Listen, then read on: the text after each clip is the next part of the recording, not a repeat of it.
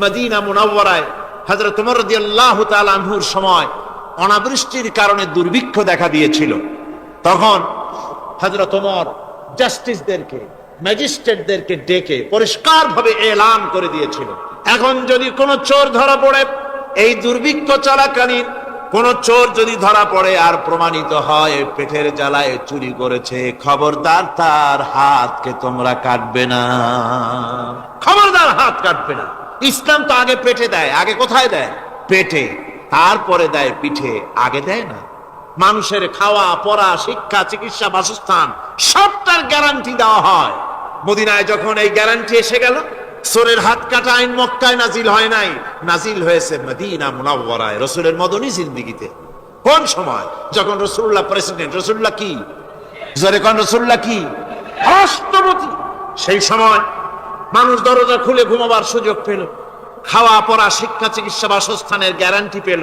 এই সময় আল্লাহ রাব্বুল আলামিন তিনি যখন দেখলেন ইসলামী সমাজ ব্যবস্থা কোরআনের আইনের মাধ্যমে মানুষ সব রকমের নিরাপত্তা লাভ করেছে, পেটের সমস্যার সমাধান হয়ে গেছে, তখন আল্লাহ আইন জারি করলেন, আস-সারিকু ওয়াস-সারিকাতু ফাকতাউ আইদিয়াহুমা। চোর পুরুষ হোক আর নারী হোক, উভয়ের হাত কেটে দাও। পুরুষ হোক আর নারী হোক, এখন উভয়ের হাত কেটে দাও। দৃষ্টান্তমূলক শাস্তি হোক, যাতে করে এই চুরি আর না কেউ না করে। পেটে খাবার আছে, চাকরি আছে, ওষুধ আছে, শিক্ষা আছে, থাকার মতো জায়গা আছে, এখন চুরি করো কেন? তাহলে বোঝা যাবে এটা নেশায় পরিণত হয়েছে। কি হয়েছে? নেশা। তখন তো আর চোরকে বসায় সেলুট মারা আর যাবে না, এখন হাতটা কাটিয়া একটা শাস্তি দিয়ে দাও। আমাদের দেশে কিন্তু চোরের হাত কাটা আইনের ব্যাপারে কোনো চোরেরা আজ পর্যন্ত মিছিল করে না। বাংলাদেশের কোন ছোট ছোট চোর, যেমন তাল চোর, বেল চোর, কচু চোর, ছাতি চোর, জুতা চোর, আরো যত ছোট ছোট চোর, এই সব চোরেরা কি কোনোদিন মিছিল করেছে যে চোরের হাত কাটা আইন মানি না, মানবো না? বলেছে কেউ? বলে। কিন্তু এই আইনের বিরুদ্ধে সোচ্চার কারা? কোন চোরেরা? নিশ্চয়ই ছোট চোরেরা না, বড় চোর। যারা তাল বেল চুরি করে না, বরং কলমের খোঁচা দিয়া সরকারের, জনগণের লক্ষ কোটি কোটি টাকা পকেটস্থ করেন মেহেরবানি করে, ওই সব। তারা মনে করেন যদি এই আইন চালু হয়ে যায় তাহলে তালচোর বেলচোরের তো কোনো ক্ষতি নাই, ইসলামী রাষ্ট্র চালু হলে পরে তো সকলের পেটে ভাত আসবে, ওই তাল বেল আর চুরি করা লাগবে না, তাদের তো সুবিধা। কিন্তু মুসিবতটা তো আমাদের হবে। বেশি খাইয়া খাইয়া জিহ্বা পুরু হয়ে গেছে, এখন ওই বেশি খাইতে না পারলে বদভ্যাস চালু হয়ে যাবে। চুরি করতে যখন যাইবে তখন এই আইন তো বিসমিল্লাহ হবে আমাদের দিয়া। এই জন্য ওনারাই বিরোধিতা করেন চরম ভাবে। আর ইসলামের সব আইনের সাথে বিরোধিতা করার জন্য বাংলাদেশে যতগুলি পত্রিকা বেরিয়েছে তার মধ্যে শীর্ষস্থানে রয়েছে ভারতের রায়ের টাকায় পরিচালিত নিকৃষ্ট আবর্জনা পত্রিকা আজকের কাগজ।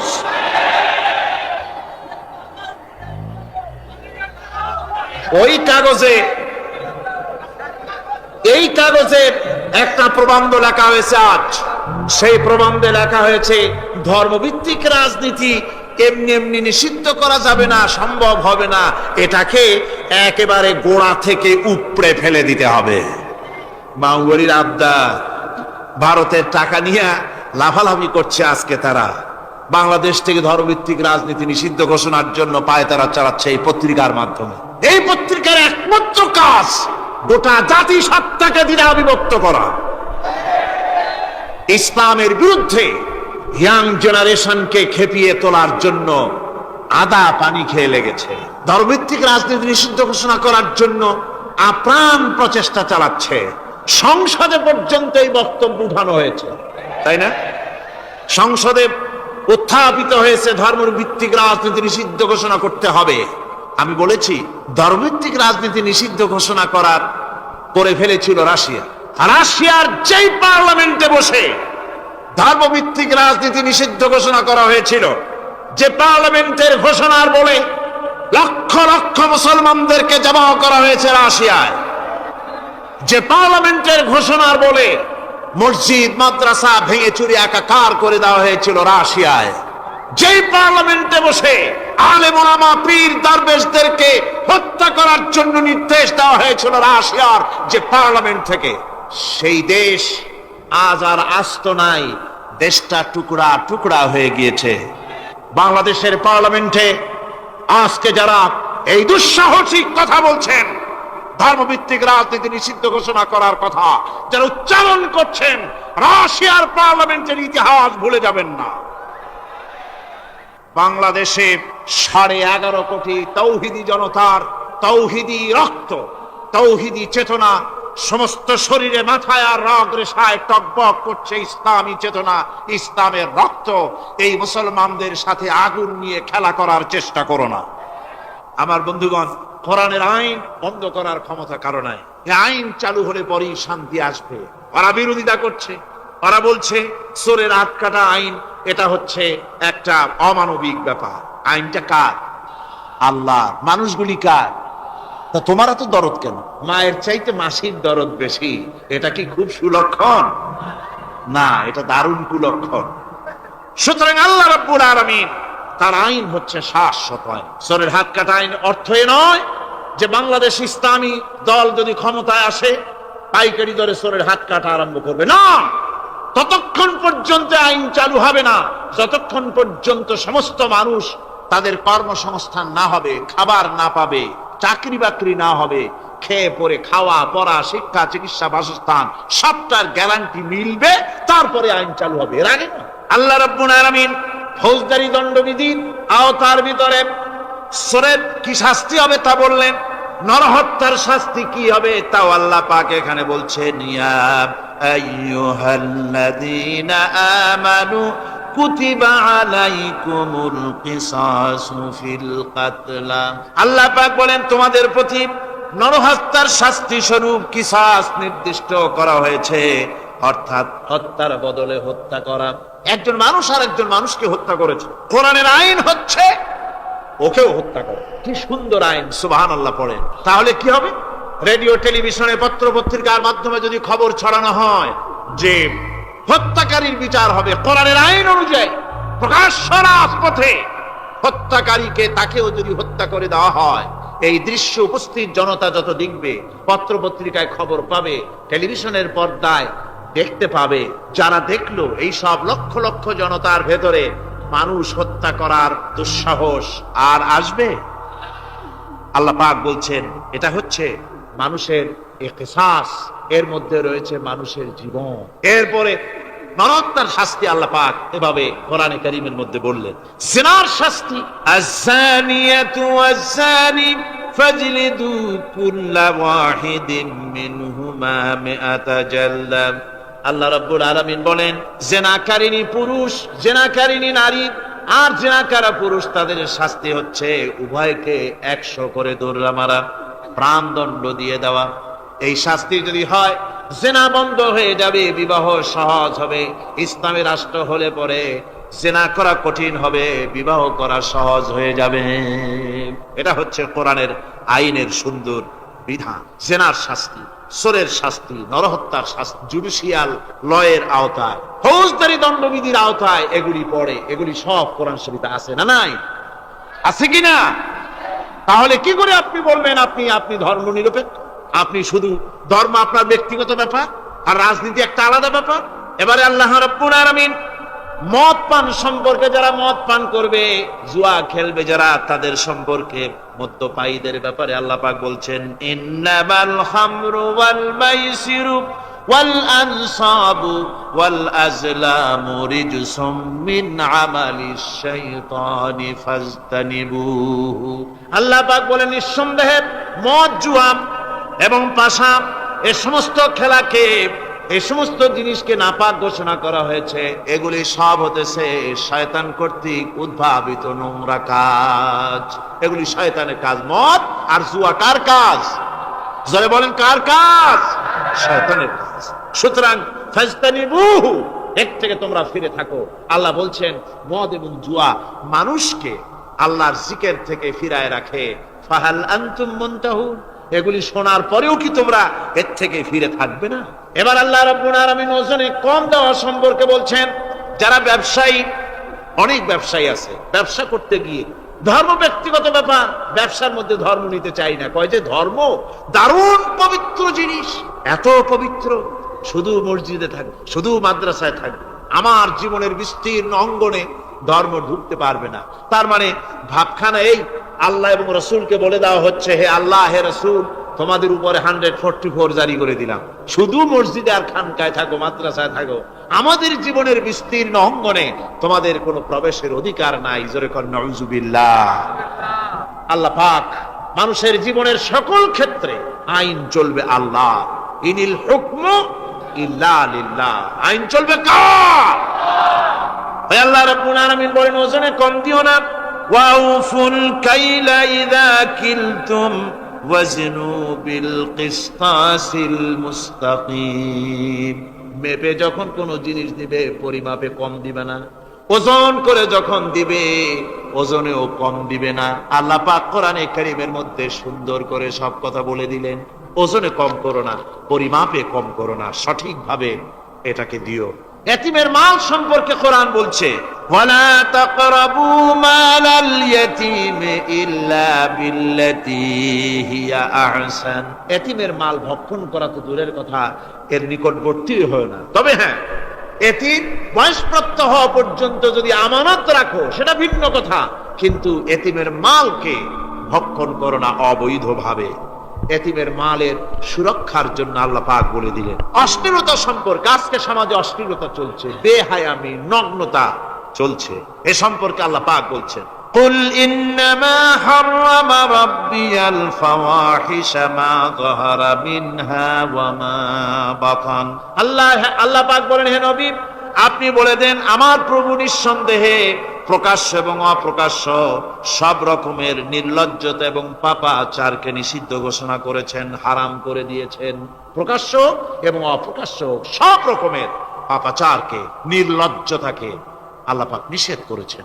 আজকে আমাদের দেশের টেলিভিশনে যে সমস্ত নির্লজ্জ বিজ্ঞাপন দেওয়া হয়, নারীর দেহের যে সৌন্দর্য প্রদর্শনী করা হয়, এই কি কোনো মুসলমান দেশের করা উচিত?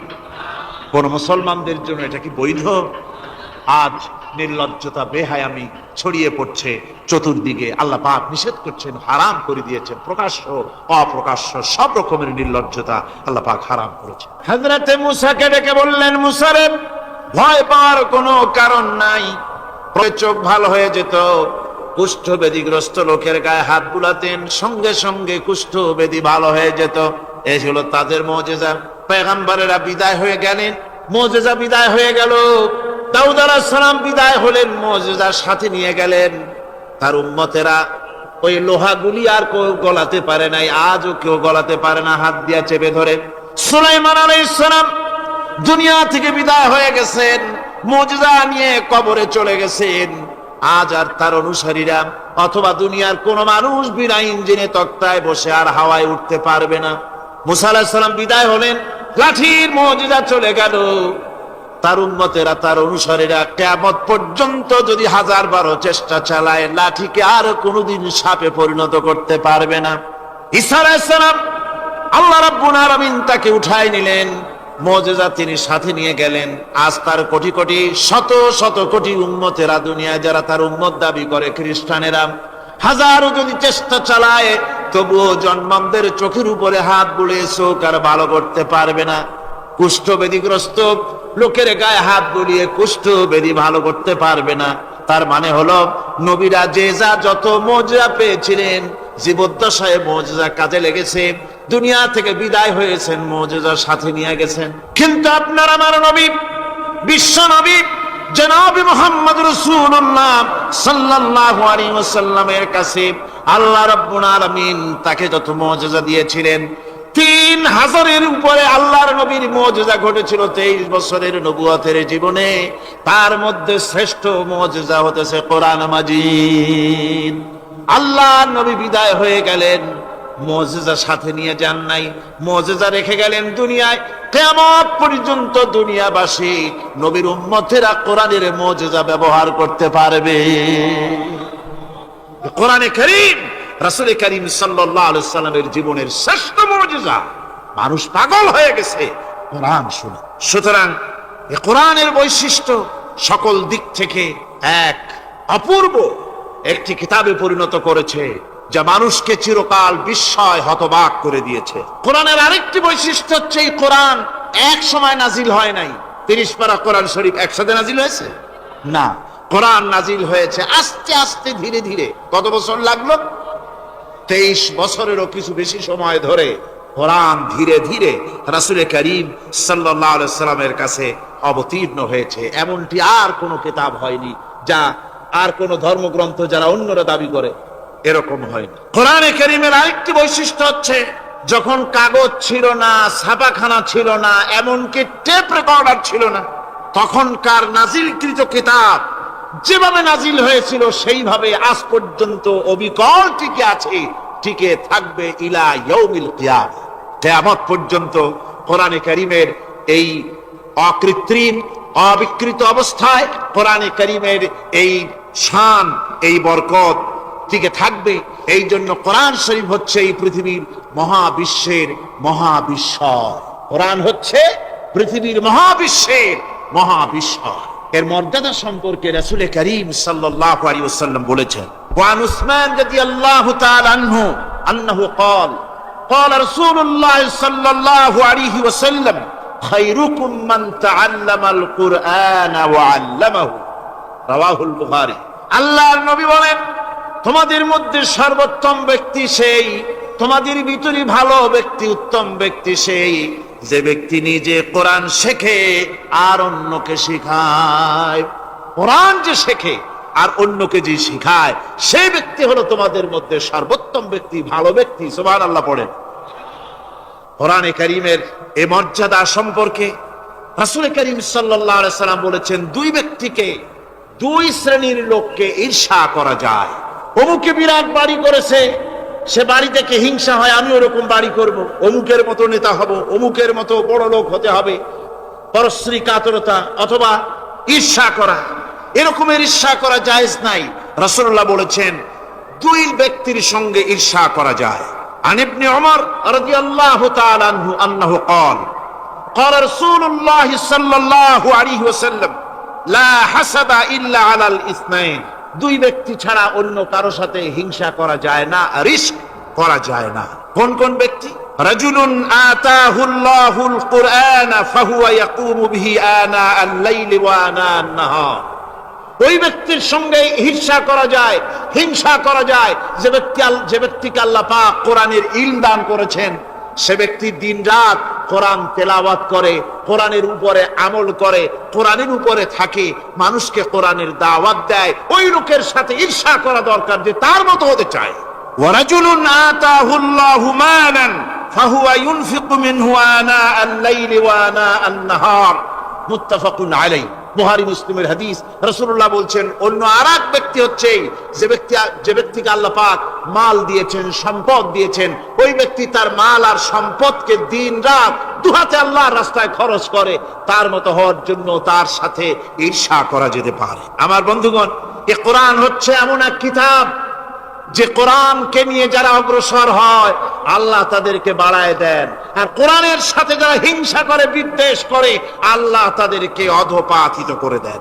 আন ওমর ইবনে খাত্তাব রাদিয়াল্লাহু তাআলা আনহু আন্নাহু قال قال رسول الله صلى الله عليه وسلم ان الله يرفع بهذا الكتاب اقواما ويضع به آخرين রাওয়াহু মুসলিম।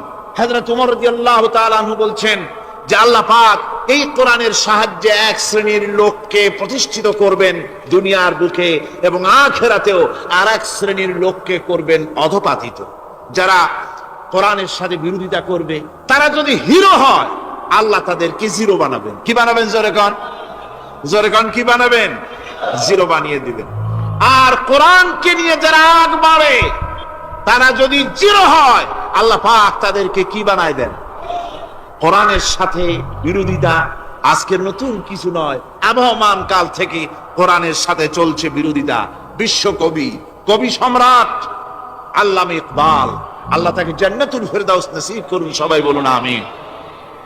আল্লামা ইকবাল বলেছেন, সতীজা কর রহা হ্যায় আসল সে তাইম রোজ, সতীজা কর রহা হ্যায় असल से ताइम रोज चरागे मुस्तफा भी से शरारे बुलहबीस।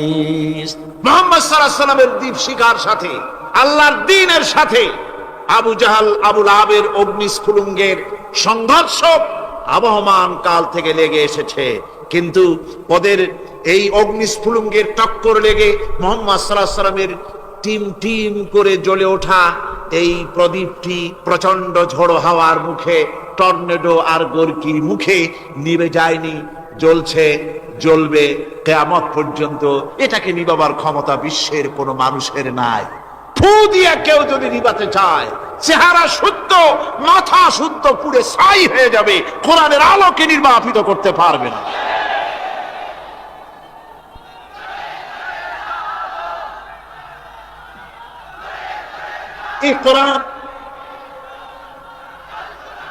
এই কোরআন যার সিনার ভিতরে থাকে, যার সিনার মধ্যে থাকে সে হয় সমৃদ্ধ, আর যার সিনার মধ্যে থাকে না সে হয় সবচাইতে ফকির আর এতিম।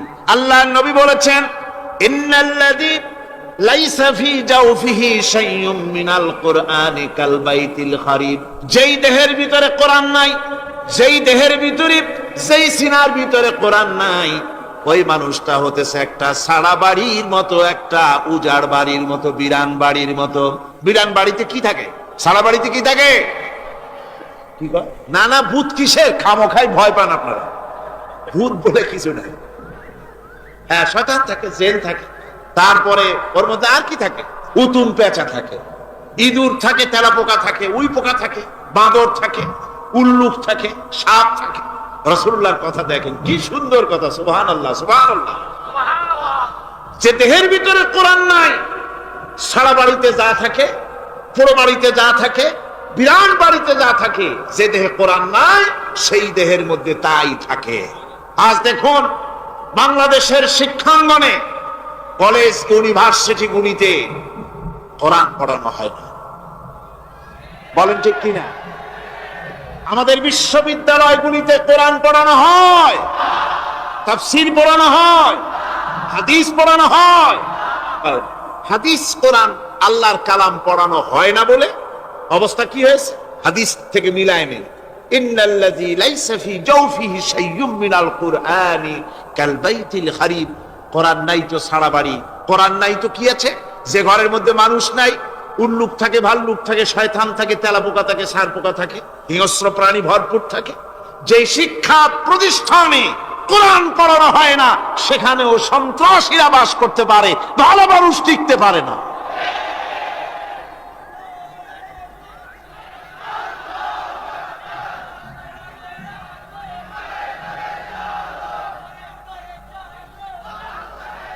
এই জন্য কোরআন যেখানে পড়া হয় না সেটা কবরের তুল্য। কোরআন যেখানে তেলাওয়াত হয় না সেটা কিসের তুল্য? কবরের তুল্য। আল্লাহর নবী বলেছেন, আনাবি হুরায়রা রাদিয়াল্লাহু তাআলা আনহু আন্নাহু ক্বাল ক্বালা রাসূলুল্লাহ সাল্লাল্লাহু আলাইহি ওয়াসাল্লাম লা তাজআলু বুয়ুতাকুম মাকাবির। রাওয়াহু মুসলিম। আল্লাহর নবী বলেন, তোমাদের ঘরগুলিকে তোমরা কবর বানায়ো না। অর্থাৎ যে ঘরের মধ্যে কোরআনে কারীম তেলাওয়াত হয় না সেটা কবরের সমতুল্য। কবরের সমতুল্য। আগে আমাদের ঘর সমূহে যখন ছোট ছিলাম তখন দেখতাম ঘরে ঘরে কোরআন তেলাওয়াত হতো, ঠিক না?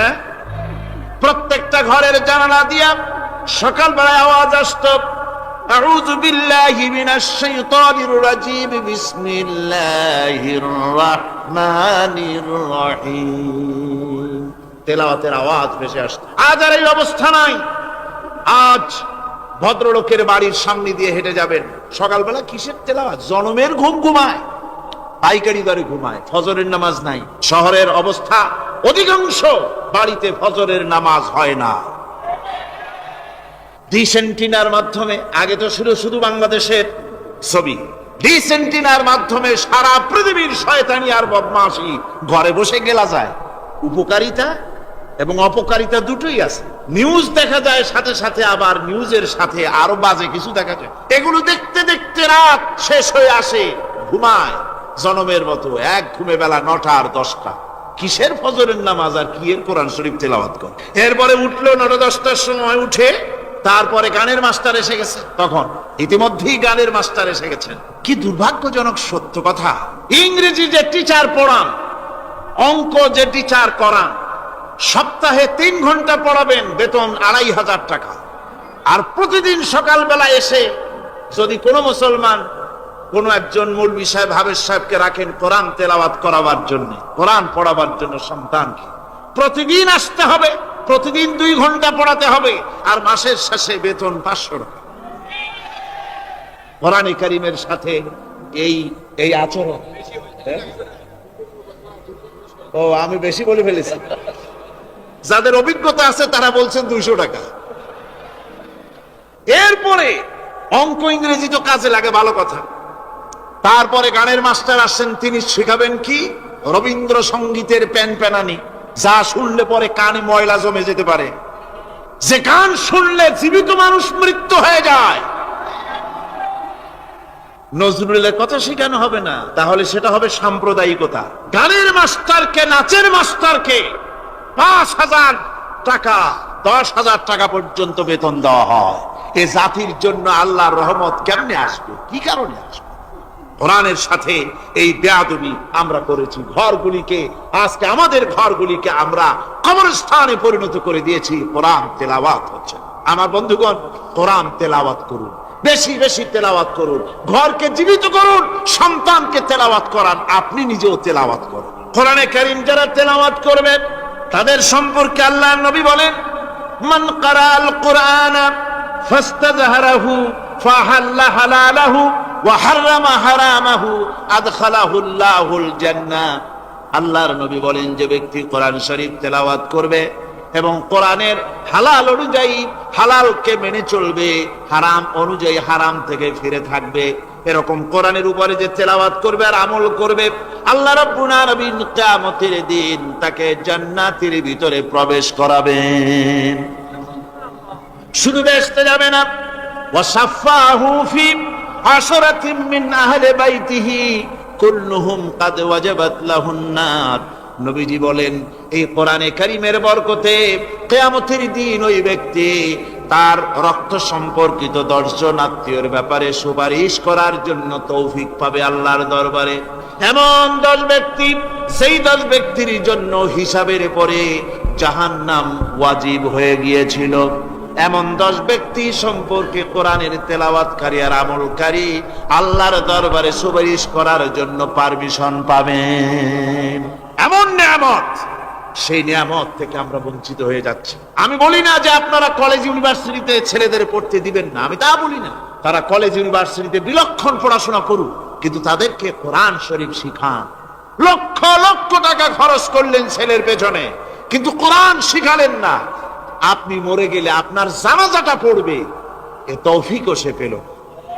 জানাজার ইমামতি তো দূরের কথা, জানাজার নিয়ত জানে না, প্রাক পবিত্রতা জানে না। বাপ মরে গেছে, সে তখন ছিল মার্কেটে, শুনলো বাপ মরছে, তাড়াতাড়ি জানাজায় শরীক হতে হবে। প্যান্টও পাক নাই, যেহেতু পেশাবের যখন বেগ এসেছিল দেওয়ালের পাশে দাঁড়াইয়া কাম সারছে, দোয়া মোছার কাম নাই, মাথায় টুপি নাই, নাক মোছা রুমাল ছিল পকেটে, রুমালটা মাথায় দিয়া দাঁড়ায় গেল। আল্লাহু আকবার। বাপের কপালে যা আছে তাই হোক। তারপরে বাপ মরে গেছে, কান্না শুরু করেছে। যেদিন মরছে সেদিন কাঁদতেছে, পরের দিনও একটু মুখ মলিন কাঁদে। নাম বল্টু মিয়া। তার আবার এক বন্ধু আছে, তার নাম শান্টু মিয়া। শান্টু মিয়া বলছে, মিয়া বল্টু কান্দো কেন? বাপ মরে গেছে। তা এগুলো বাঁচে নাকি? এগুলো মরিয়ে যায়। আমার একটা ছিল, ওটাও মরছে। চিরকাল কারো বাপ থাকে, সুতরাং এত মন খারাপ কেন? আসো, ইন্ডিয়া থেকে ভালো একটা বই আসছে, সেটা দেখে এত আনন্দ পাবে। বাপ তো বাপ, 14 গোষ্ঠী মরলেও মনের দুঃখ মিশে যাবে। এরপরে বাড়ি এনে তাকে সিনেমার ছবি দেখানো হলো। ছবি সে দেখলো, ফেরার সময় বাপের কবরের কাছ থেকে যাওয়ার সময় দাঁড়িয়ে গেল ক্ষণিকের জন্য। আহারে বাপ, বিদায় হয়ে গেলা, কি দেব তোমার? কিছু তো নাই আমার কাছে, তাই সারা রাত ধরে যা কিছু দেখলাম এগুলি তোমার আমল নামায় দিয়ে গেলাম। জোরে কর নাউযুবিল্লাহ। আমি সমস্ত পিতাদেরকে বলতে চাই, সন্তানদেরকে কোরআন শিখান। কাজে লাগবে। কোরআন শিখালে কাজে লাগবে। কোরআন শরীফ মুখস্থ করেন, বেশি করে মুখস্থ করেন কোরআনে কারীম, আপনার ফায়দা হবে। হযরত ওমর রাদিয়াল্লাহু তাআলা আনহু বর্ণনা করছেন যে রাসূল কারীম সাল্লাল্লাহু আলাইহি ওয়াসাল্লাম বলেছেন, ইউকালু লিসাহিবিল কুরআনি ইকরা ওয়ারাত্তিল কামা কুনতা তুরাত্তিলু ফিদ দুনিয়া। কিয়ামতের দিন জান্নাতীদেরকে, বেহেশতীদেরকে আল্লাহ রাব্বুল আলামিন বলবেন, কোরআন শরীফ তেলাওয়াত করো আর উপরের দিকে উঠতে থাকো। কোরআনে যেভাবে দুনিয়ার বুকে কোরআনে কারীম তুমি মুখস্থ করেছিলে, ধীরে ধীরে তেলাওয়াত করতে, ওইভাবে ধীরে ধীরে কোরআন তেলাওয়াত করো আর উপরের দিকে উঠতে থাকো। আল্লাহ পাক বলতে থাকবেন, উপরের দিকে ওঠো, তেলাওয়াত করো আর ওঠো। উঠতে উঠতে যেই জায়গায় গিয়ে তোমার তেলাওয়াত শেষ হয়ে যাবে, জান্নাতের ওই জায়গাটা তোমার জন্য বরাদ্দ হবে। আবু দাউদ শরীফের হাদিস, জান্নাতের ওই জায়গাটা তোমার জন্য বরাদ্দ হবে। এখন যাদের শুধু সূরা ইখলাস আর সূরা কাউসার মুখস্থ, তারা তো দুই পা আগাই বসে যাবে, উঠতে পারবে না। বেশি বেশি মুখস্থ করেন, হাফেজ কোরআন হন অথবা হাফেজের মতো হন। বেশি বেশি মুখস্থ করেন সূরা ইয়াসিন, সূরা দুখান, সূরা আর রহমান, সূরা ওয়াকিয়া, সূরা মুজাম্মিল, এই সমস্ত সূরা, বেশি সূরা আল আরাফ, সূরা কাহাফ, সূরা মারিয়াম ইত্যাদি মুখস্থ করেন। কিয়ামতের দিন কাজে লাগবে। জান্নাতের অত উঁচায় উঠতে পারবেন। হাফেজ যে কোন জায়গায় যাবে, সুবহানাল্লাহ ওয়া বিহামদি, 30 পারা কোরআন যার সিনার ভিতরে, জান্নাতের কোন জায়গাটা আল্লাহ তাকে বরাদ্দ করবেন। সুবহানাল্লাহ, সুবহানাল্লাহ। কোরআনে কারীমকে মুখস্থ করুন, বেশি করে মুখস্থ করুন। কোরআনে কারীমকে বেশি করে তেলাওয়াত করুন। এই কোরআনে কারীমকে যারা বেশি করে তেলাওয়াত করবে, তেলাওয়াত করতে গিয়ে যারা আল্লাহর কাছে কিছু চাওয়ার সময় পাবে না, তাদের সম্পর্কে রাসূল কারীম সাল্লাল্লাহু আলাইহি ওয়াসাল্লাম বলেছেন, হাদিসে কুদসি, হাদিসে কুদসি রাসূল কারীম সাল্লাল্লাহু আলাইহি ওয়াসাল্লাম বলেছেন, ইয়াকুলুর রাব তাবারাক ওয়া তাআলা মান শাগালাহুল কুরআন আন যিকরি মাসআলাতি আতাইতুহু আফজালা মা উতিয়াস সাইলিন। আল্লাহর নবী বলেন, আমার আল্লাহ পাক বলেছেন, কোরআন তেলাওয়াত করতে গিয়ে যারা ব্যস্ত থাকে, কোরআন তেলাওয়াত করতে করতে যারা আমার কাছে হাত পেতে কিছু চাওয়ার সময় পায় না, যারা আমার কাছে হাত পেতে কিছু চায়, তাদের থেকে তেলাওয়াতকারীদেরকে আমি রব্বুল আলামিন বেশি করে দেই। জোরে বলেন সুবহানাল্লাহ। কোরআন তেলাওয়াত করতে করতে যারা আল্লাহর কাছে হাত পেতে চাওয়ার সময় পায় না, আল্লাহ পাক বলেন যারা চায় তাদের থেকে তেলাওয়াতকারীকে আমি বেশি দেই। আমার বন্ধুগণ, শুধু তাই নয়, এই কোরআনে কারীম যারা তেলাওয়াত করবে, আমল করবে, কিয়ামতের দিন তার মা বাবার মাথার উপরে আল্লাহ রাব্বুল আলামিন, আবু দাউদ শরীফের হাদিসে এসেছে, তার মা বাপের মাথার উপরে নূরের টুপি পরিধান করানো হবে। এমন নূরের টুপি, এমন নূরের তাজ পরানো হবে, চন্দ্র সূর্যের আলোকে ম্লান করে দেবে। হাসরবাসীরা প্রশ্ন করবেন, এ লোকটি কে? কোন ফেরেশতা নাকি? বলে না। কোন নবী নাকি? বলে না। তবে কি ইনি কে? জবাব হবে, ইনি হচ্ছেন সেই ব্যক্তি যিনি তার সন্তানদেরকে কোরআন শিখিয়েছিলেন। কোরআন শিখানোর কারণে আল্লাহ রাব্বুল আলামিন আজ তার মা বাপের মাথার উপরে নূরের টুপি পরিধান করে হাসরের ভিতরে মর্যাদা দিলেন। কিয়ামতের দিন দুনিয়া মর্যাদা পাওয়া যাবে, আখিরাতেও মর্যাদা পাওয়া যাবে যদি কোরআনে কারীমকে তেলাওয়াত করা যায়, আমল করা যায়, বোঝা যায়, তাহলে এই সমস্ত নিয়ামত আল্লাহ পাক দান করবেন। সুতরাং এই এত বড় নিয়ামত থেকে আমরা যেন কেউ বঞ্চিত হয়ে না যায়। কোরআন হচ্ছে এমন এক কিতাব যার তাফসীর লেখা হয় নাই। পৃথিবীতে এমন কোন ভাষা নাই, পৃথিবীর উল্লেখযোগ্য সবগুলি ভাষায় কোরআনে কারীমের তাফসীর লেখা হয়েছে, কিন্তু কোন মুফাসসির আজ পর্যন্ত কথা বলেন নাই যে আমি যে তাফসীর লিখছি এর চাইতে ভালো তাফসীর আর কেউ লিখতে পারেও না আর পারবেও না, এটা শেষ, আর তাফসীর লেখা লাগবে না। কথা কেউ বলতে পেরেছে? জোরে বলেন, পেরেছে? পারে নাই। তার কারণ কি? আল্লাহ রাব্বুল আলামিন বলেন, কুল লাউ কানাল বাহরু মিদাদান লিকালিমাতি রাব্বি লানাফিদাল বাহরু ক্বাবলা আন তানফাদা কালিমাতু রাব্বি ওয়ালাউ জিনা বিমিসলিহি মাদাদা। আল্লাহ পাক বলেন, নবী আপনি বলুন, আমার রবের কথাগুলি লেখার জন্য যদি সমুদ্রের পানিগুলি, সমুদ্রের সমস্ত পানিগুলি যদি কালিতে পরিণত হয়ে যায়, আর আমার রবের কথাগুলি যদি লেখা শুরু হয়ে যায়, আমার রবের কথাগুলি লেখার পূর্বে সমস্ত সমুদ্রের পানিগুলি শেষ হয়ে যাবে। তারপরে যদি আবার সমুদ্র ভরে দেওয়া হয়, আরো যদি লেখা হয়, তবুও আমার রবের কথা লেখা শেষ হবে না। আল্লাহ রাব্বুল আলামিন বলেন, ওয়ালাউ আমারের জন্য, শুধু সওয়াবের জন্য তেলাওয়াত করেছি। আসলে শুধু সওয়াবের জন্য তো আসেনি কোরআন। কোরআন বুঝতে হবে, আমল করতে হবে, তবে না শান্তি পাবো। আপনি যদি, কোরআন হচ্ছে মানুষের জীবন সমস্যার সমাধানের গ্রন্থ। ওষুধ খেলে রোগ ভালো হয়। ওষুধ খেলে কি হয়? কেউ যদি সকাল বেলায় তসবিহ হাতে নিয়ে 500 বার পড়ে ওষুধ ওষুধ ওষুধ, 500 বার পড়লে রোগ কি ভালো হবে? বরং রোগ আরো বাড়তে পারে চিল্লাইতে চিল্লাইতে। শীতের জন্য লেপ গায়ে গায়ে না দিয়া কেউ যদি চিল্লাইতে থাকে, জিকির করে লেপ্ত শোক লেপ্ত শোক লেপ্ত শোক, শীত কি বন্ধ হবে নাকি? পানির পিপাসায় ছটফট করে মানুষ যদি চিল্লায়, পানি পানি পানি পানি পানি, পানির পিপাসা আরো বাড়বে। তাহলে কি বোঝা গেল? পিপাসা লাগলে পানি পান করতে হবে, শীত লাগলে কম্বলটা গায়ে দিতে হবে, রোগ হলে ওষুধটা খেতে হবে, তাহলে সব সমস্যার সমাধান হবে। অনুরূপ ভাবে আমরা শুধু কোরআনে কারীমকে তেলাওয়াত করি সওয়াবের নিয়তে, তার হুকুমগুলি জীবনের উপরে আমল করি না বলে আজকের জীবন আমাদের বিপর্যস্ত হয়েছে। ব্যক্তিতে, পরিবারে, রাষ্ট্রে শান্তি নাই, কোথাও শান্তি নাই এই কারণে। আর কিয়ামতের দিন রাসূল আসামি করবেন তাদেরকে যারা কোরআন অমান্য করেছে। রাসূল হবেন বাদী। বাদী হবেন কে? যারা বলেন কে বাদী হবে? রাসূল। আসামি হবে কারা? যারা কোরআন ছেড়ে দিয়েছে। আল্লাহ রাব্বুল আলামিন বলেন, وقال الرسول يا رب إن قومي اتخذوا هذا القرآن مهجورا। কিয়ামতের দিন রাসূল আল্লাহর দরবারে ফরিয়াদ করবেন, আয় আমার রব, আয় আমার আল্লাহ তাআলা, এই সমস্ত লোকগুলি তোমার কালামকে, তোমার কোরআনকে অপ্রয়োজনীয় জিনিস বলে তারা পরিত্যাগ করেছিল। কোরআনকে অপ্রয়োজনীয় মনে করেছে, কোরআনের সাথে ঠাট্টা করেছে, বিদ্রুপ করেছে, কোরআন শিক্ষা ভিক্ষার ঝুলি, শেখার বুলি মনে করেছে। কোরআনের কোনো মূল্য দেয় নাই, কোরআনের কোনো দাম দেয়নি, কোরআনের সাথে ঠাট্টা করেছে, কোরআনের আইনের সাথে ঠাট্টা করেছে, বিদ্রুপ করেছে। আমাদের দেশে শিক্ষাবিদ, চিন্তাবিদ, বুদ্ধিজীবী নাম ধরনের নামধারী এক শ্রেণীর লোকেরা কোরআনের সাথে সরাসরি বেয়াদবি করেছে।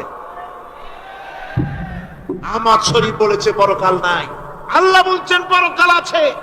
আর আহমক, আহমদ তো না, ওটা কি? এই আহমক, সে বলেছে পরকাল নাই, বিবাহ মানি না, কবর আযাব মানি না, কিয়ামতের দিন বিচার হবে তাও মানি না, অস্বীকার করেছে। এটাকে নিয়ে ঠাট্টা করেছে। আহমদ শরীফ লিখেছেন নিজে যে আল্লাহ বলতে কেউ নাই, মানুষ তাকে চিন্তা করে সৃষ্টি করেছে, স্রষ্টা বলতে কেউ নাই। তারপরে আর একটা মেয়ে লোক, আমি ওটার নাম নিতে ঘৃণা বোধ করি, এটি হচ্ছে চরম ধর্মদ্রোহী, রাষ্ট্রদ্রোহী, নাস্তিক, জাহান্নামের কীট, ডাস্টবিনের আবর্জনা। এই মেয়ে লোকটি বলেছে, তার বইতে লিখেছে, বেহেশত হচ্ছে এক অসভ্য উদ্যান। কোরআন শরীফে আল্লাহ পাক বলেছেন, আমলে সালেহ যারা করবে, নবীরা, ওলিরা, সিদ্দিকিন, শুহাদা সব যাবে জান্নাতে। আর সেই জান্নাতকে এই খাবিসা, এই নিকৃষ্ট ধর্মদ্রোহী, রাষ্ট্রদ্রোহী মহিলা, এই সে বলেছে বেহেশত হচ্ছে এক অসভ্য উদ্যান। পৃথিবীর অতৃপ্ত বহুগামী পুরুষেরা তাদের থাকার জায়গা হবে ওই বেহেশতের মধ্যে। যেরকম নাউজুবিল্লাহ। এই মেয়ে লোকটি সমগ্র নারী জাতির কলঙ্ক। ভারত, বাংলাদেশের শ্রেষ্ঠ শত্রু ভারত, এই শয়তানকে পয়সা দিয়া পুষতেছে। কলকাতায় দাওয়াত দিয়ে আনন্দ পুরস্কার দিয়েছে। সে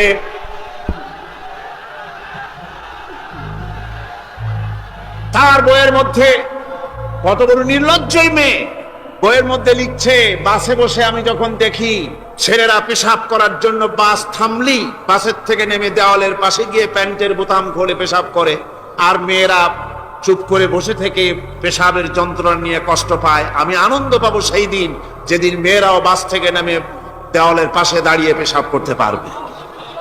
এটা কি একটা মানুষ? অসভ্য জানোয়ার একে জন্ম দিয়েছে, আল্লাহই ভালো জানে। আমার বন্ধুগণ, তার অসভ্যতার শেষ নাই। কোরআন নিয়ে ঠাট্টা করেছে, বলেছে আমার মা রাতের বেলায় ঝুলে ঝুলে সূরা ইয়াসিন পড়ে, আমি চিন্তা করি যে কত বাজে কাম করতেছে সে। বলছে আল্লাহ পাক কোরআনের মধ্যে পুরুষকে বেহেশতের হুরিদের কাঁচা মাংসের লোভ দেখাইয়া, মদ খাওয়াবার লোভ দেখিয়ে তাদেরকে নামাজ রোজা করার জন্য বাধ্য করতেছে। বেহেশতে কি শরাব, বেহেশতে কি মদ পান করানো হবে? না, বেহেশতে মদ পান করানো হবে না। মদ তো নাপাক জিনিস। আল্লাহ পাক বলছেন বেহেশতে পান করানো হবে, ওয়াসাকাহুম রাব্বুহুম শারাবান তাহুরা। জান্নাতের ভিতরে আল্লাহ পাক শারাবে তাহুর পান করাবেন, যেটা নিজেও পাক এবং যে পান করবে সেও পবিত্র হয়ে যাবে। সুবহানাল্লাহ। সুতরাং এই কোরআন নিয়ে ঠাট্টা বিদ্রুপ যারা করেছে, কিয়ামতের দিন আল্লাহর দরবারে তাদেরকে উঠতে হবে, আজ হোক কাল। আমি জানি না বাংলাদেশ সরকার ভারতের ভয়ের চোটে এই মেয়ে লোককে পুলিশ প্রহারা দিয়া পুষতেছে নাকি আমার বুঝে আসে না।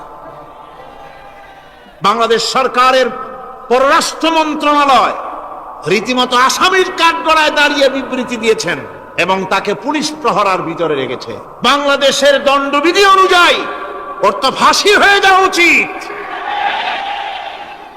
কোরআনের বিরুদ্ধে কথা বলেছে, আল্লাহর কোরআন নিয়ে ঠাট্টা করেছে।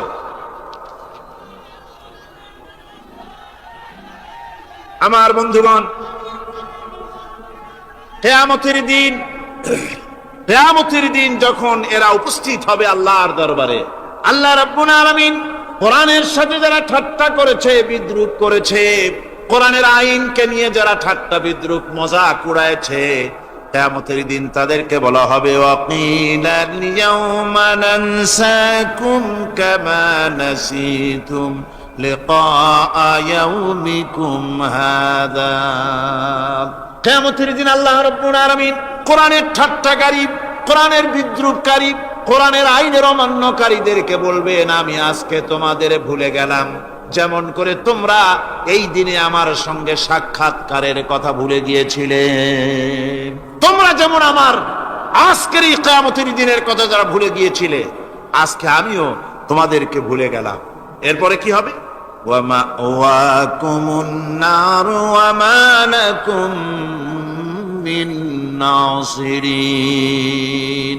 আল্লাহ পাক বলেন এরপরে এদের জায়গা হবে জাহান্নাম, আর এদের সাহায্যকারীও কেউ থাকবে না, জাহান্নামে চিরকাল থাকতে হবে। এটা এই জন্য যে তারা আল্লাহর কোরআনের সঙ্গে ঠাট্টা করেছে, বিদ্রুপ করেছে, কোরআনের আইন মানে নাই, কোরআনের আইনকে অমান্য করে চলেছে।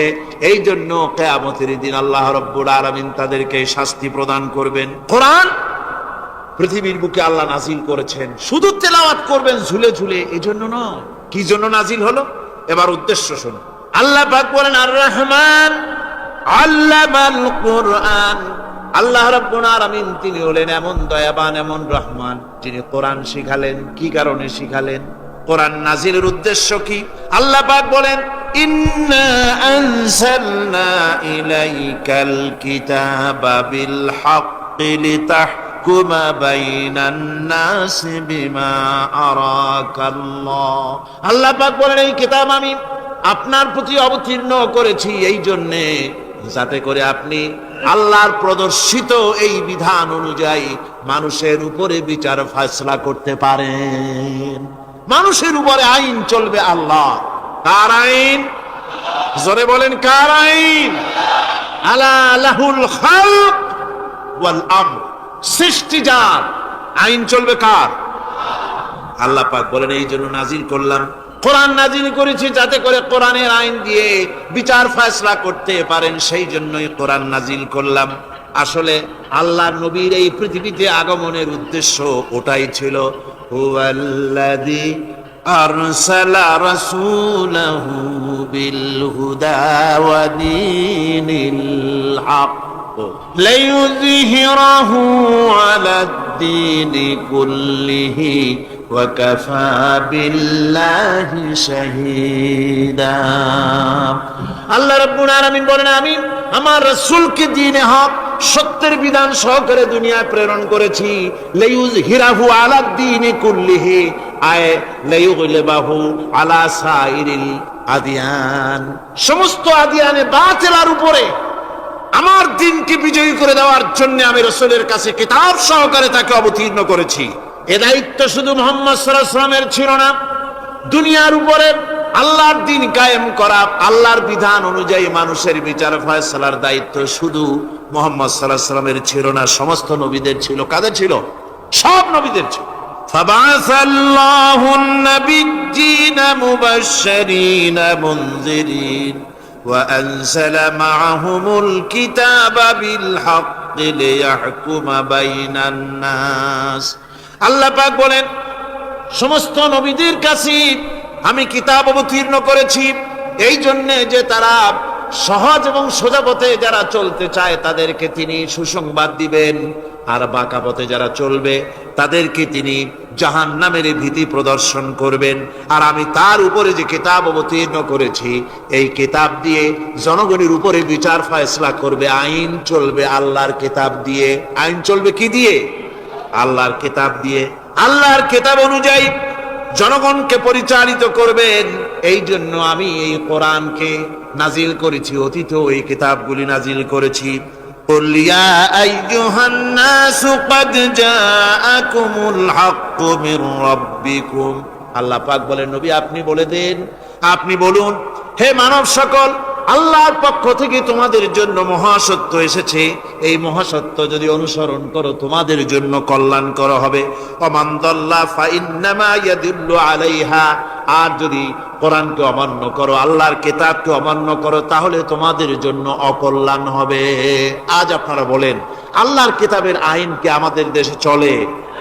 কোরআনের আইন কি চলে? চলে না। কোরআনের আইন চলে না। আমরা কি খুব শান্তিতে আছি? খুব আরামে আছি? শ্রমিকরা তাদের শ্রমের মূল্য পায়, কৃষক তার উৎপাদিত পণ্যের সঠিক দাম পায়, নারী তার সতীত্বের মর্যাদা পায়। জনগণ কি আরামে ঘুমাতে পারে?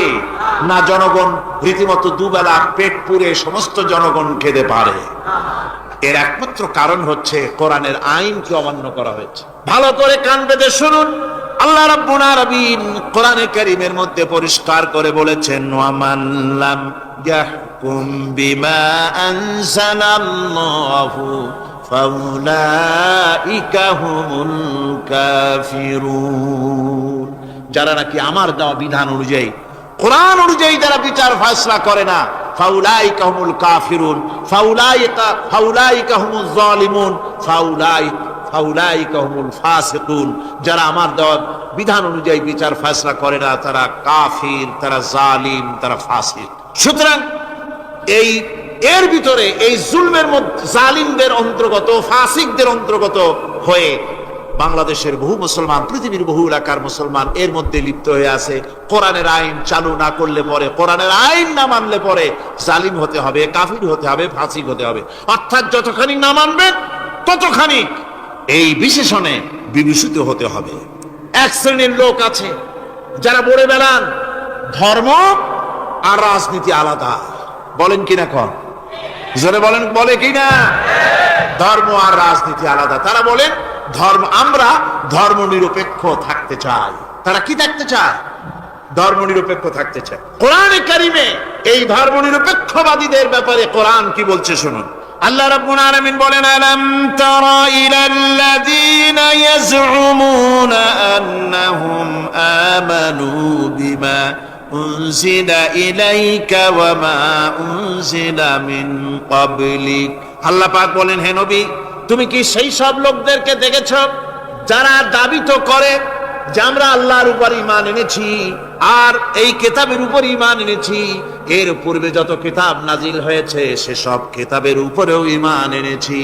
ধর্মনিরপেক্ষবাদীরা তারা তো বলে না যে আল্লাহ মানি না, কোরআন মানি না, একথা বলে না, ওটা বলে না। কি বলে? সেই বলা কথাটি আল্লাহ এখানে অনেক আগে বলে রেখেছেন।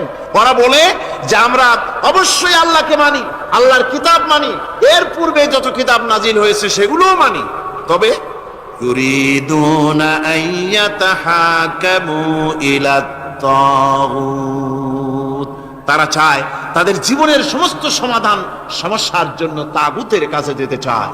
তাগুতকে, আল্লাহকে বাদ দিয়ে তারা যেতে চায় কোথায়? তাগুতের কাছে। জোরে বলেন, কিসের কাছে যেতে চায়?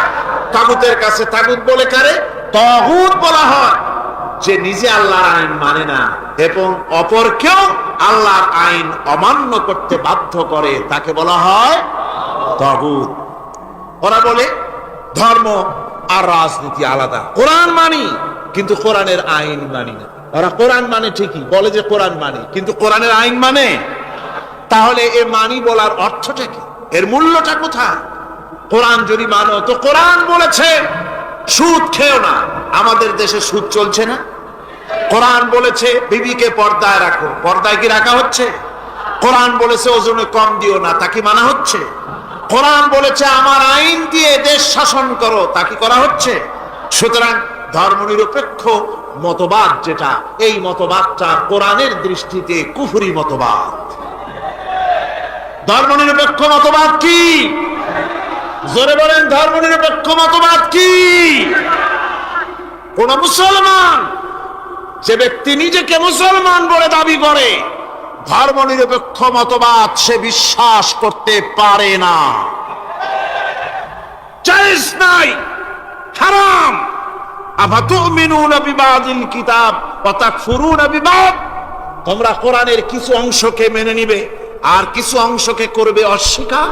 এটা যদি করো দুনিয়ার জীবনে পাবে দুনিয়ার জীবনে জিল্লতি আসবে, লাঞ্ছনা আসবে, আর কিয়ামতে পাবে জাহান্নামের শাস্তি। সুতরাং ধর্মনিরপেক্ষ মতবাদের অর্থ তারা বলে যে ধর্মহীনতা নয়, আসলে কিন্তু ধর্মনিরপেক্ষ মতবাদের অর্থই হলো ধর্মহীনতা। ঠিক কিনা কোন? জোরে বলেন ঠিক কিনা?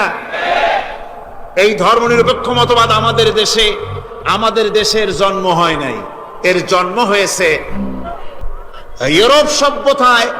প্রাচীন ইউরোপ সভ্যতায় এর জন্ম হয়েছিল, সেখান থেকে তার আন্ডা বাচ্চা ভারতে এসেছিল। ভারত থেকে এই আন্ডা বাচ্চার কিছু অংশ 1972 সালে তদানীন্তন সরকারের মাথার উপরে ভারত চাপিয়ে দিয়েছিল। সেই ধর্মনিরপেক্ষ মতবাদ 1972 সনের সংবিধানে লেখা হলো, কিন্তু 1982 সনে যখন সংবিধান আবার অ্যামেন্ডমেন্ট করা হলো, তখন ধর্মনিরপেক্ষতার কপালে ঝাঁটা মেরে বিদায় করা হয়েছে। বাংলাদেশে ধর্মনিরপেক্ষ মতবাদ চলতে পারে না। ধর্মনিরপেক্ষ মতবাদের কথা আমাদের দেশে তারাই বলে যারা 72 সনে ক্ষমতায় ছিলেন। তারা ধর্মের সাথে কি ব্যবহার করেছেন আমরা ভুলে যাই নাই, আপনারা ভুলে গেছেন। 1972 সনে দেশের সমস্ত বিশ্ববিদ্যালয়ের মনোগ্রাম থেকে ইকরা বিসমি রাব্বিকাল্লাযী খালাক রাব্বি জিদনি ইলমা, কোরআনে কারীমের এই আয়াতকে বিদায় করে দেওয়া হয়েছিল। শাসনতন্ত্রের শিরোনামে বিসমিল্লাহকে গ্রহণ করা হয় নাই। শুধু তাই নয়, কোরআনে কারীম যেখানে তেলাওয়াত করা হয়, তখনকার সময় রেডিওতে, টেলিভিশনে, ওই 72 থেকে 3 বছর, এবং এখনো সেই দলটি মিটিং করতে গিয়ে, কোন জায়গায় কিছু করতে গিয়ে, আগে কোরআন শরীফ, তারপরে গীতা, তারপরে বাইবেল, এগুলি হচ্ছে মুনাফিকের লক্ষণ। কিসের লক্ষণ? যেখানে যেই টেবিলে, যেই মঞ্চে কোরআন তেলাওয়াত হয়, বাইবেল, গীতা পড়া হারাম, পড়া হতে পারে না। কোরআনের চাইতে শ্রেষ্ঠ কিতাব আল্লাহর দুনিয়া আছে। সমস্ত কিতাবকে রাত করেছে কোরআন। হযরত ওমর রাদিয়াল্লাহু তাআলা রাসূল করিম সাল্লাল্লাহু আলাইহি ওয়াসাল্লামের কাছে গিয়ে তাওরাতের একটা পাতা পড়তেছি। হযরত আবু বকর রাদিয়াল্লাহু তাআলা সেখানে চলে এলেন, এসে দেখেন রাসূল করিম সাল্লাল্লাহু আলাইহি ওয়াসাল্লামের চেহারা মোবারক লাল হয়ে গিয়েছে গোসা। হযরত আবু বকর বললেন, ওমর তুই যদি এর থেকে মরে যেতিস, তুই যদি এর থেকে মরে যেতিস, তুই যদি এর থেকে মরে যেতি। তিনবার বলল। হযরত ওমর শিউরে উঠলেন, হতচকিত হয়ে উঠলেন। আবু বকর আমাকে মরার কথা বলছেন কেন? তিনি তাকিয়ে দেখেন রাসূল করিম সাল্লাল্লাহু আলাইহি ওয়াসাল্লামের চেহারা মোবারক গোসায় লাল। হযরত ওমর বলছেন, ইয়া রাসূলুল্লাহ, আমার এবং আমার পিতা মাতার জীবন আপনার কদম মোবারকে উৎসর্গ হয়ে যায়। আমি অপরাধ করেছি, কি অন্যায় করেছি হুজুর আমাকে? হুজুর বলছেন, ওমর তুমি যে তাওরাতের পাতা আমার সামনে পড়তেছ, এই তাওরাত যার উপরে নাজিল হয়েছিল, সেই মুসা আলাইহিস সালাম যদি আজকে বেঁচে থাকতেন, তাহলে আমার উম্মতের ভিতরে শামিল হয়ে যাওয়া তার জন্য ফরজ হয়ে যেত। অতীতের সমস্ত কিতাবকে রদ করা হয়েছে, সমস্ত শরিয়াতকে বন্ধ করা হয়েছে। সুতরাং কোন মুসলমানের প্ল্যাটফর্মে সেখানে কোরআন তেলাওয়াত হয়, বেদ বাইবেল কিতাব পড়া হারাম সেখানে। এই মুনাফিকরা তাও করে থাকে। আমার মুসলমান ভাইয়েরা, নজরুল ইসলাম কলেজের ইসলাম শব্দ বাদ দিয়ে নজরুল কলেজ করা হয়েছিল। সলিমুল্লাহ মুসলিম হলের মুসলিম শব্দ বাদ দিয়ে শুধু সলিমুল্লাহ হল করা হয়েছিল। তার মানে ধর্ম এদের কলিজায় আগুন জ্বালিয়ে দেয়। ইসলামের নাম বরদাস্ত হয় না, কোরআনের নাম বরদাস্ত হয়। আর বরদাস্ত হয়নি বলেই আল্লাহ পাক তার ইন্তেকাম নিয়েছে। আমার বক্তব্য হচ্ছে, কোরআনে কারীম পৃথিবীতে এসেছে শাসন করতে দুনিয়াকে। তার মধ্যে রয়েছে রাজনীতি, অর্থনীতি, সব। এই বিচার ফয়সালা কোরআন থেকে যারা গ্রহণ করে না, রাসূলকে যারা বিচারক মানে না, তাদের সম্পর্কে আল্লাহ পাক কি বলছেন শুনুন। ফালা ওয়া রাব্বিকা লা ইউমিনুনা হাত্তা ইউহাক্কিমুকা ফীমা শাজারা বাইনাহুম সুম্মা লা ইয়াজিদু ফী আনফুসিহিম হারাজাম মিম্মা কাদাইতা ওয়া ইউসাল্লিমু তাসলিমা।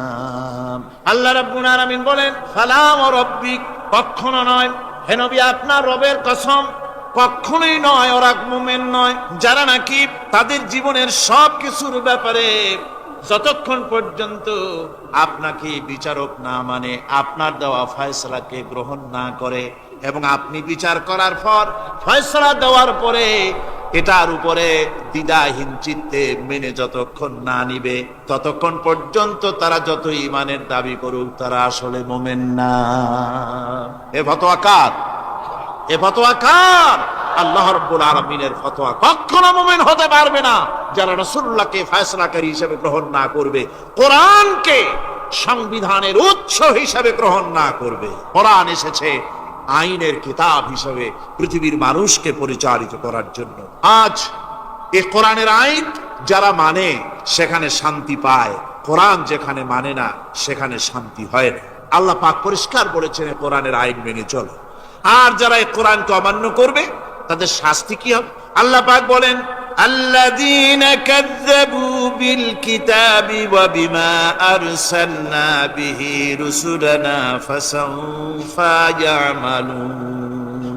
আল্লাহ পাক বলেন, আমি যে কিতাব নাজিল করেছি, এই কিতাবকে যারা মিথ্যা মনে করে, কিতাবকে যারা অস্বীকার করে, কোরআনের আইন যারা মানে না, আমি যে রাসূলের উপরে যা নাজিল করেছি সেগুলির উপরে যারা ঈমান আনে না, এগুলিকে যারা মানে না, তাদের জন্য এর পরিণতি তারা খুব শীঘ্রই টের পাবে। খুব শীঘ্রই তাদেরকে পরিণতি দেওয়া হবে। কিয়ামতের দিন তাদেরকে আল্লাহ রাব্বুল আলামিন জাহান্নামে প্রবেশ করাবেন। কোরআনের অবমাননাকারীদের জায়গা কোথায় হবে? কোথায় হবে তাদের জায়গা? জাহান্নামের ভিতরে হবে। সুতরাং আমরা কোথায় যেতে চাই? জাহান্নামে না জান্নাতে? বেহেশতে যদি যেতে চাই, দুনিয়ায় যদি শান্তি চাই এবং আখিরাতে যদি মুক্তি পেতে চাই, তাহলে আমাদেরকে কোরআনের আইনকে মানতে হবে। কিসের আইন মানা লাগবে? কোরআনের আইন মানতে হবে। কোরআনে কারীমের নাজিল হলো, আল্লাহ পাক যে কোরআন আমাদের শিখালেন, আর রহমান আল্লামাল কোরআন, যে কোরআন তিনি আমাদের শিখালেন। এই কোরআন নাজিলের পদ্ধতি ছিল মদিনা এবং মক্কা। রাসূলের মক্কি জিন্দেগিতে কিছু নাজিল হয়েছে, আর মদনী জিন্দেগিতে নাজিল হয়েছে কিছু। মক্কা শরীফে যেগুলি নাজিল হয়েছে সে সূরাগুলো ছিল তাওহীদ, রিসালাত এবং আখিরাতের উপরে নির্ভর করে। আর মদনী সূরা যেগুলি ছিল সেগুলি ফৌজদারি দণ্ডবিধি, উত্তরাধিকারী আইন, তারপরে যাকাত, ওসর, যুদ্ধ, সন্ধি, বন্দী, এরপরে রয়েছে স্বরাষ্ট্রনীতি, পররাষ্ট্রনীতি, অর্থনীতি, জীবন পরিচালনার সমস্ত বিধি আর ব্যবস্থা মদনী জিন্দিগির সূরাগুলিতে, অবতীর্ণ সূরাগুলিতে আল্লাহ রাব্বুল আলামিন নাজিল করেছে। কোরআন শরীফ মানুষের সকল সমস্যার সমাধান দিয়েছে। এখানে আমি এখন তার কিছু নমুনা পেশ করছি আপনাদের সামনে, আপনাদের বোঝার জন্য যে কোরআন, অনেকে বলে যে কোরআনের তাফসীরের ভেতরে রাজনীতির আলোচনা হয়। রাজনীতি সেইটুক করি যেটুকুন আল্লাহ কোরআনে করেছেন। জোরে কোন আলহামদুলিল্লাহ। এর থেকে বাড়ায় কিছু বলি নাকি?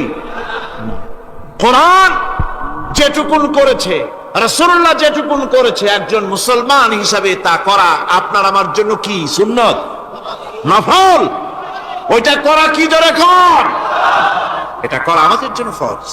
সেই জন্য আমি কিছু নমুনা পেশ করছি আপনাদের সামনে, বুঝতে পারবেন যে কোরআন শুধু নামাজের কথা নিয়ে আসে নাই। কোরআনের মধ্যে আয়াত সংখ্যা কত?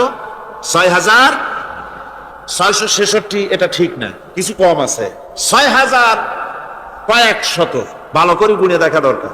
তো এই যে আয়াতে কারিমা যেগুলি রয়েছে, এর মধ্যে মাত্র ৫০০ আয়াত হচ্ছে হুকমে শরঈ। ভালো করে শুনুন, ৫০০ আয়াত আদেশ এবং নিষেধ জাতীয়। এটা করো, ওটা করো না, এটা হালাল, ওটা হারাম। এ হলো ৫০০। তো এই যদি ৫০০ হয়, তাহলে বাকি ৬,০০০ কি?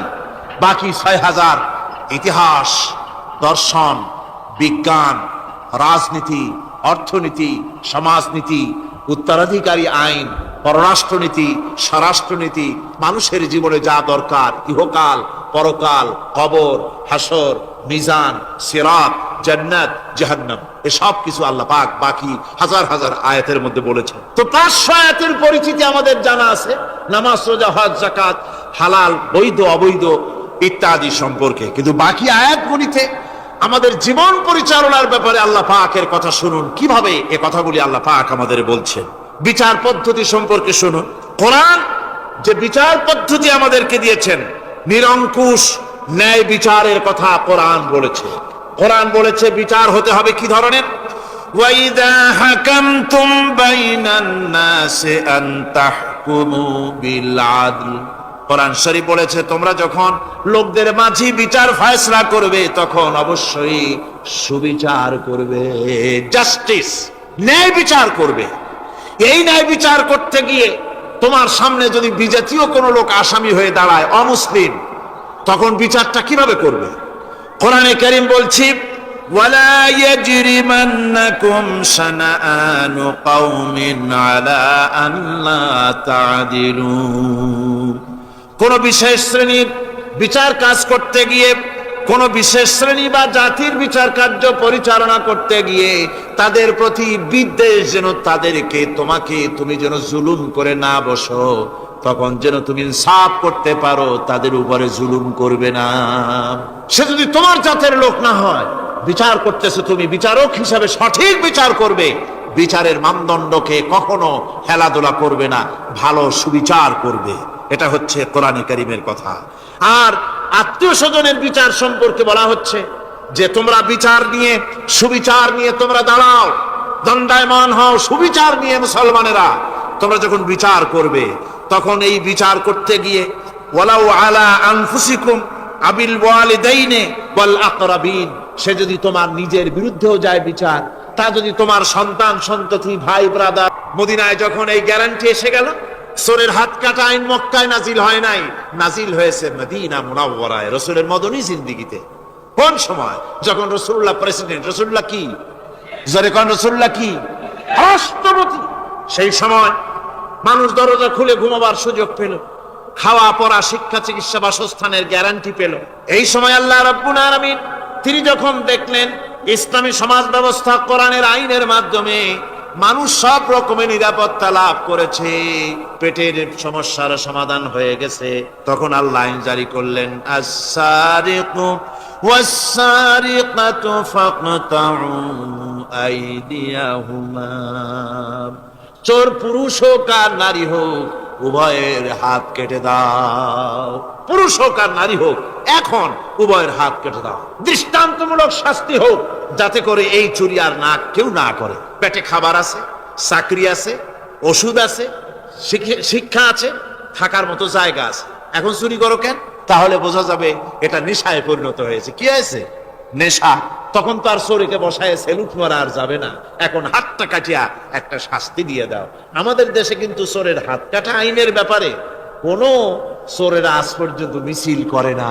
বাংলাদেশের কোন ছোট ছোট চোর, যেমন তাল চোর, বেল চোর, কচু চোর, ছাতি চোর, জুতা চোর, আরো যত ছোট ছোট চোর, এই সব চোরেরা কি কোনোদিন মিছিল করেছে যে চোরের হাত কাটা আইন মানি না, মানবো না?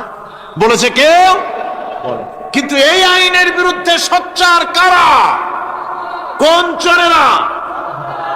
নিশ্চয়ই ছোট চোরেরা, বড় চোর যারা তাল বেল চুরি করে না, বরং কলমের খোঁচা দিয়া সরকারের জনগণের লক্ষ কোটি কোটি টাকা পকেটস্থ করেন মেহেরবানি করে। ওই সব তারা মনে করেন যদি এই আইন চালু হয়ে যায় তাহলে তালচোর বেলচোরের তো কোনো ক্ষতি নাই, ইসলামী রাষ্ট্র চালু হলে পরে তো সকলের পেটে ভাত আসবে, ওই তাল বেল আর চুরি করা লাগবে না, তাদের তো সুবিধা। কিন্তু মুসিবতটা তো আমাদের হবে। বেশি খাইয়ে খাইয়া জিব্বা পুরু হয়ে গেছে, এখন ওই বেশি খাইতে না পারলে বদভ্যাস চালু হয়ে যাবে। চুরি করতে যখন যাইবে তখন এই আইন তো বিসমিল্লাহ হবে আমাদের দিয়া। এই জন্য ওনারাই বিরোধিতা করেন চরম ভাবে। আর ইসলামের সব আইনের সাথে বিরোধিতা করার জন্য বাংলাদেশে যতগুলি পত্রিকা বেরিয়েছে তার মধ্যে শীর্ষস্থানে রয়েছে ভারতের রয়ের টাকায় পরিচালিত নিকৃষ্ট আবর্জনা পত্রিকা আজকের কাগজ।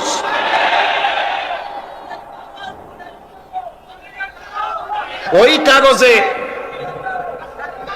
এই কাগজের একটা প্রবন্ধ লেখা হয়েছে আজ। সেই প্রবন্ধে লেখা হয়েছে ধর্মভিত্তিক রাজনীতি এমনি এমনি নিষিদ্ধ করা যাবে না, সম্ভব হবে না, এটাকে একেবারে গোড়া থেকে উপড়ে ফেলে দিতে হবে।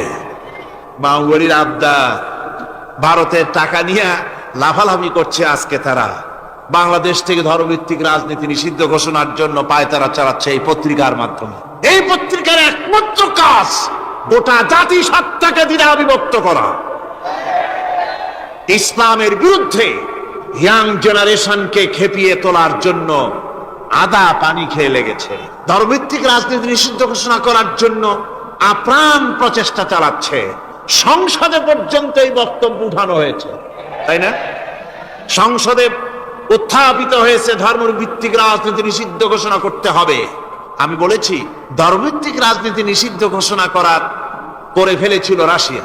রাশিয়ার যেই পার্লামেন্টে বসে ধর্মভিত্তিক রাজনীতি নিষিদ্ধ ঘোষণা করা হয়েছিল, যে পার্লামেন্টের ঘোষণার বলে লক্ষ লক্ষ মুসলমানদেরকে জবাহ করা হয়েছে রাশিয়ায়, যে পার্লামেন্টের ঘোষণার বলে মসজিদ মাদ্রাসা ভেঙে চুরি একাকার করে দেওয়া হয়েছিল রাশিয়ায়, যেই পার্লামেন্টে বসে আলেম ওলামা পীর দরবেশদেরকে হত্যা করার জন্য নির্দেশ দেওয়া হয়েছিল রাশিয়ার যে পার্লামেন্ট থেকে, সেই দেশ আজ আর আস্ত নাই, দেশটা টুকরা টুকরা হয়ে গিয়েছে।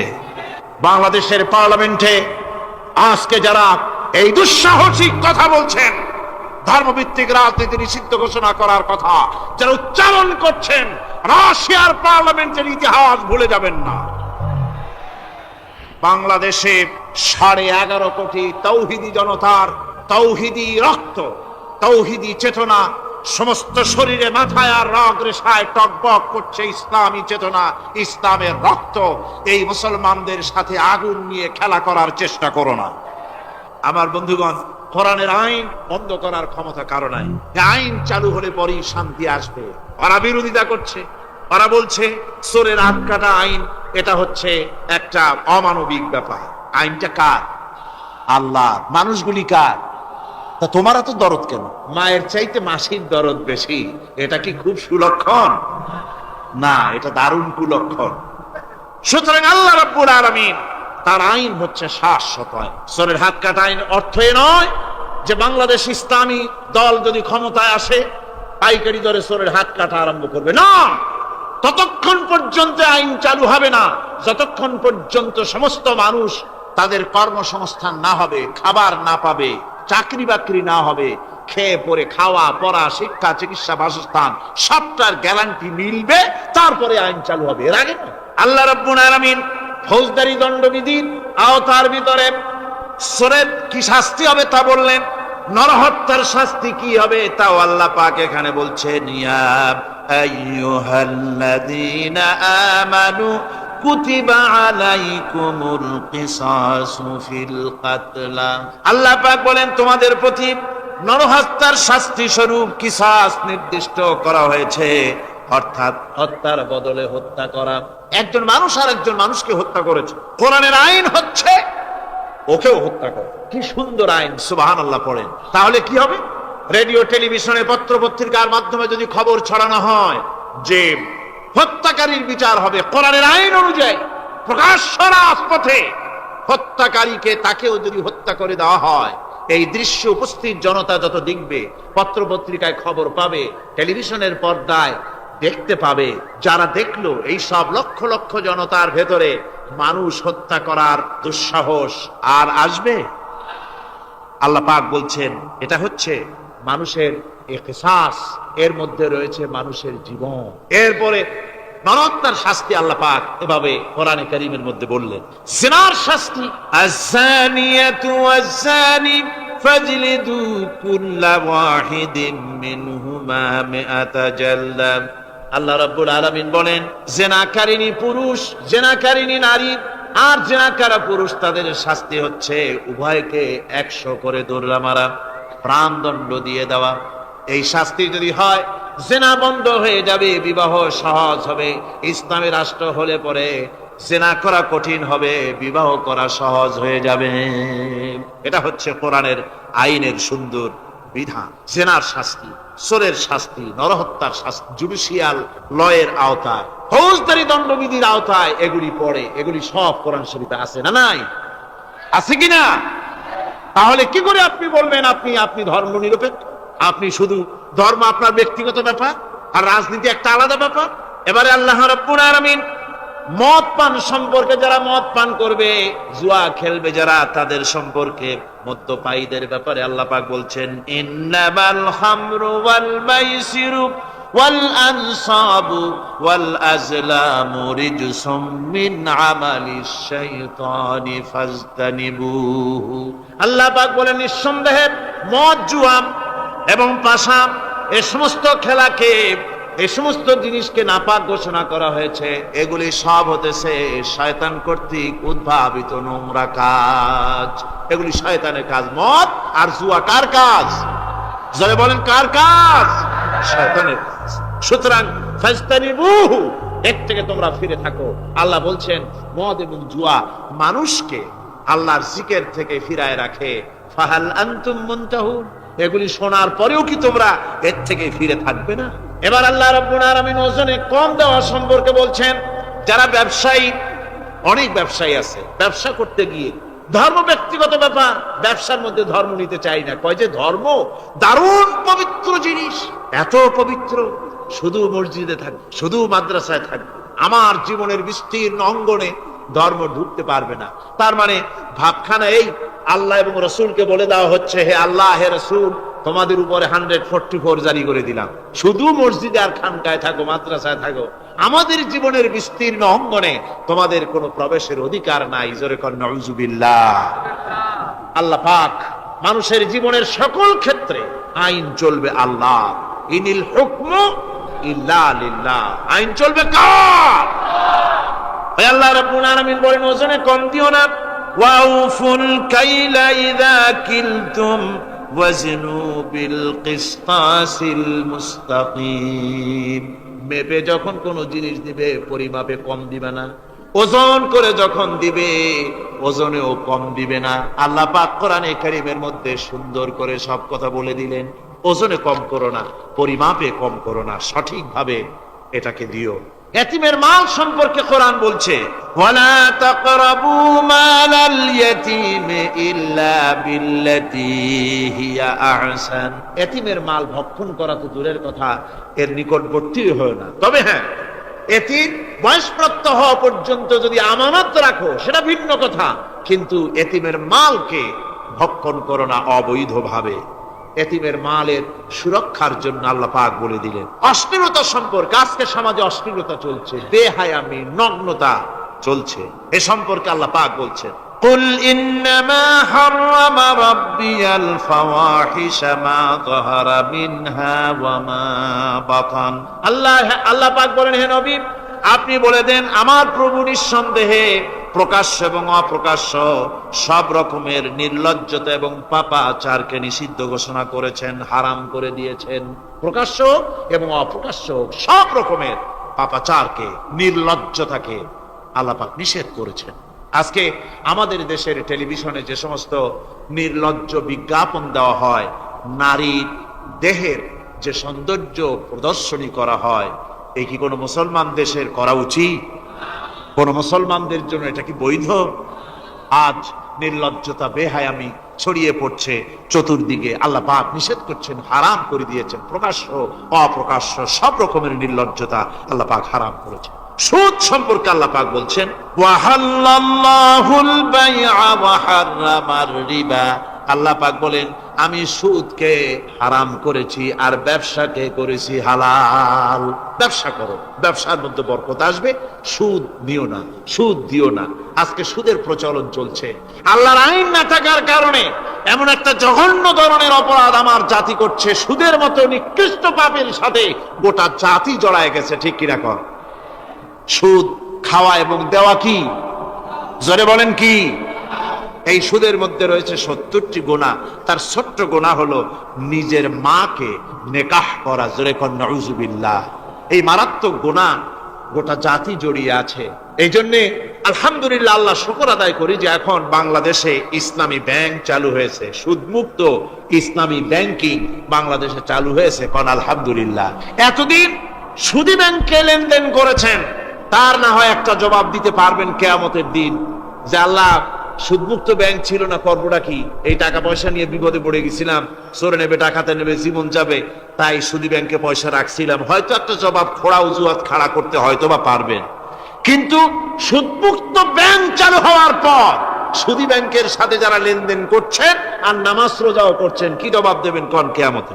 নামাজে রক্ত হয়ে গেছে, উজুর পানি নেই, কি করবেন? নামাজ ছেড়ে দেবেন? কি করবেন? তায়াম্মুম করবেন। তায়াম্মুম করে নামাজের মুসাল্লায় দাঁড়িয়ে গেছেন, এমন সময় উজুর পানির খবর এসে গেছে, কি হবে? তায়াম্মুম থাকবে না, ছুটে যাবে। ইসলামী ব্যাংক ছিল না বলে সুদী ব্যাংকগুলিকে তায়াম্মুমের মতো ব্যবহার করেছেন, কিন্তু ইসলামী ব্যাংক এসে গেছে, উজুর পানি এসে গেছে। এখন যদি সুদী ব্যাংকের সঙ্গে লেনদেন চালু রাখেন, মনে রাখবেন অবশ্যই কিয়ামতের দিন আল্লাহর দরবারে আসামির কাঠ গড়ায় দাঁড়াতে হবে। সুদের টাকা দিয়া গার্মেন্টস ফ্যাক্টরি করা হচ্ছে। উদ্বোধনের দিনে মৌলভী সাহেব, তাও পাওয়া যায়, অসুবিধা হয় না।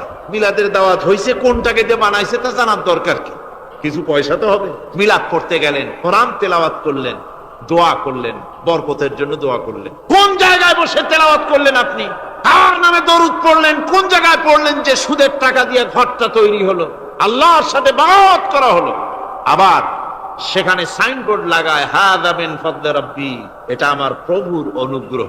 নাউযুবিল্লাহ। প্রভুর অনুগ্রহ সুদের টাকা দিয়ে ঘর বানানো? কবি বলছেন, ये इमारत बनी है सूद से आए मेरे मुरब्बी, ये इमारत बनी है सूद से आए मेरे मुरब्बी, और उस पे लिखा है हादा मिन फضل रब्बी।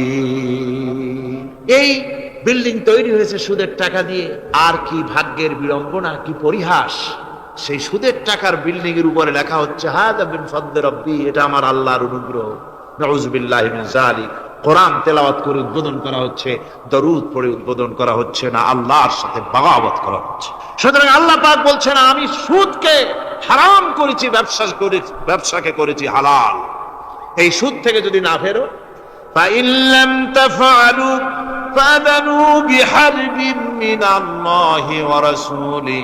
আল্লাহ রাব্বুল আলামিন বলেন, যদি এই সুদ থেকে না ফেরো, যদি এই সুদ থেকে বিরত না থাকো, তাহলে আমি আল্লাহ এবং আমার রাসূলের পক্ষ থেকে যুদ্ধের ঘোষণা রইল।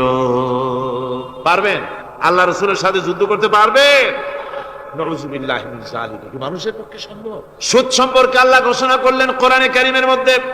এবার ধনী এবং গরিব সম্পর্কে, ধনী আর গরিবের ভিতরে সম্পর্কটা কেমন হবে আল্লাহ পাক কোরআনে কারীমের মধ্যে বলে দিলেন, ওয়াফি আমওয়ালিহিম হাক্কুল লিসাইলি ওয়াল মাহরুম।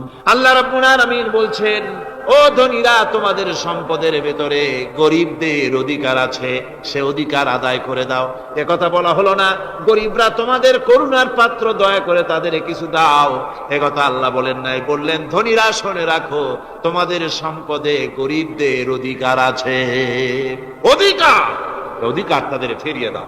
এরপরে আল্লাহ পাক বললেন, কাইলা ইয়াকুনা দুলাতাম বাইনাল আগনিয়াই মিনকুম, তোমাদের সম্পদগুলি যেন তোমাদের ধনশালী লোকদের হাতে যেন পুঞ্জীভূত না হয়ে যায়।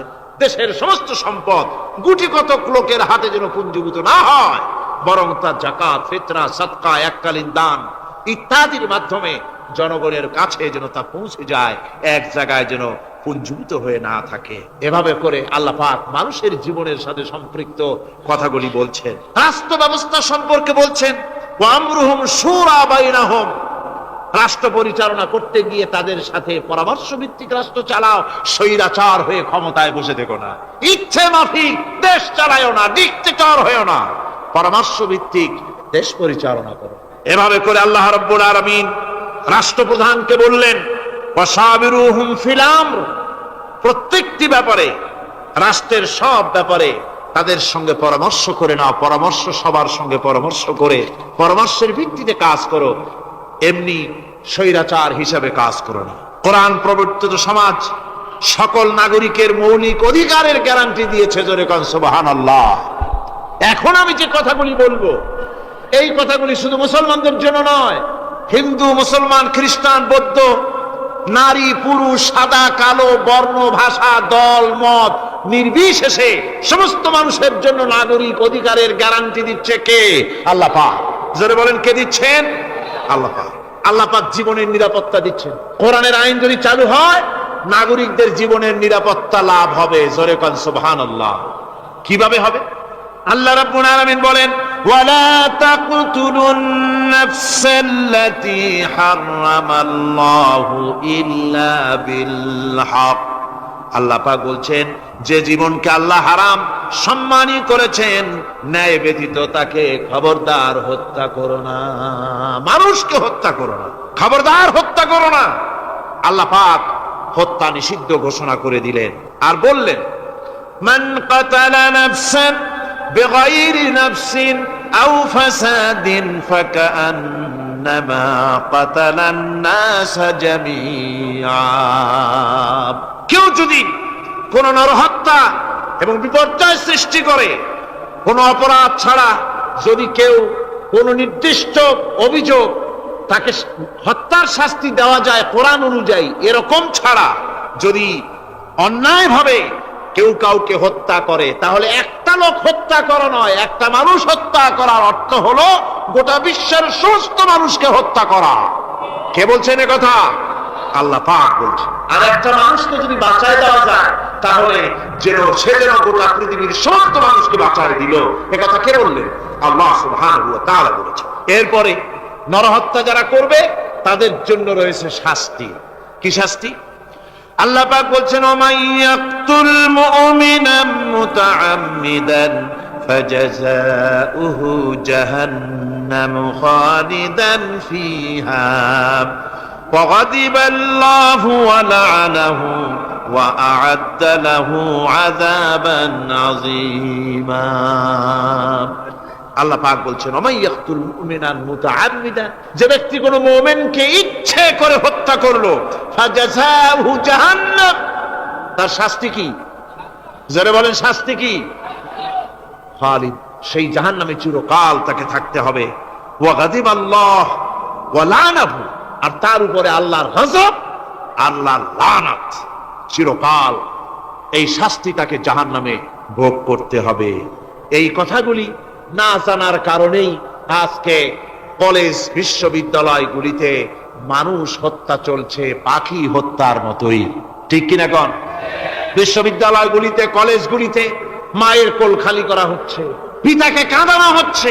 কত আশা করে ছেলে পাঠানো হয় কলেজ, ইউনিভার্সিটিতে, আর সেখানে সামান্য নিজের দলের প্রাধান্য বিস্তার করার জন্য পরমা সহিষ্ণুতা নাই, সমানে হত্যা করা হচ্ছে। এভাবে হত্যা করা হচ্ছে রাজশাহীতে, হত্যা করা হচ্ছে ঢাকায়, চট্টগ্রামে, খুলনায়। আপনারা অবাক হবেন, খুলনায় যেভাবে হত্যা করলো একজন নেতৃস্থানীয় ব্যক্তি, যিনি খুলনায় গিয়ে বললেন আমি লাশ চাই, লাশ চাই। তার উপস্থিতিতে ইসলামী ছাত্র শিবিরের দৌলতপুর বিএল কলেজের জিএস আব্দুল হালিম মুন্সি মসজিদে নামাজ পড়তে গিয়েছে, সেই অবস্থায় তাকে মসজিদের ভিতরে গুলিবিদ্ধ করেছে। জান বাঁচাবার জন্য এই ছেলে পার্শ্ববর্তী পুকুরের মধ্যে ঝাঁপায় পড়েছে, সেখান থেকে তাকে টেনে তুলে তাকে কোপানো হচ্ছে, সে প্রাণী প্রাণী বলে চিল্লাচ্ছে। এই অবস্থায় মসজিদের সিঁড়ির উপরে কাট করে তাকে জবাও করা হয়েছে। এক সাপ নাকি একবার এক পীর সাহেবের কাছে মুরিদ হয়েছিল, তো পীর সাহেব বলছেন না বাবা আমি সাপের মুরিদ বানাই না। কয় যে না হুজুর বহুত আশা করে আসছি, গল্প তো বহুত আশা করে আসছি আমার মুরিদ বানান। আচ্ছা ঠিক আছে, তবে তোমাকে একটা কাজ করতে হবে। কি কাজ? জিকির আজগার এভাবে করবা কিন্তু কাউরে দংশন করতে পারবে না। হুজুর মেনে নিলাম। সে করছে কি, ময়দানের ভিতরে বিয়া কাইত হয়ে ধানের জমিন প্যাডি লাইন, সেখানে কাঠ হয়ে পড়ে জিকির আজগার করতেছে।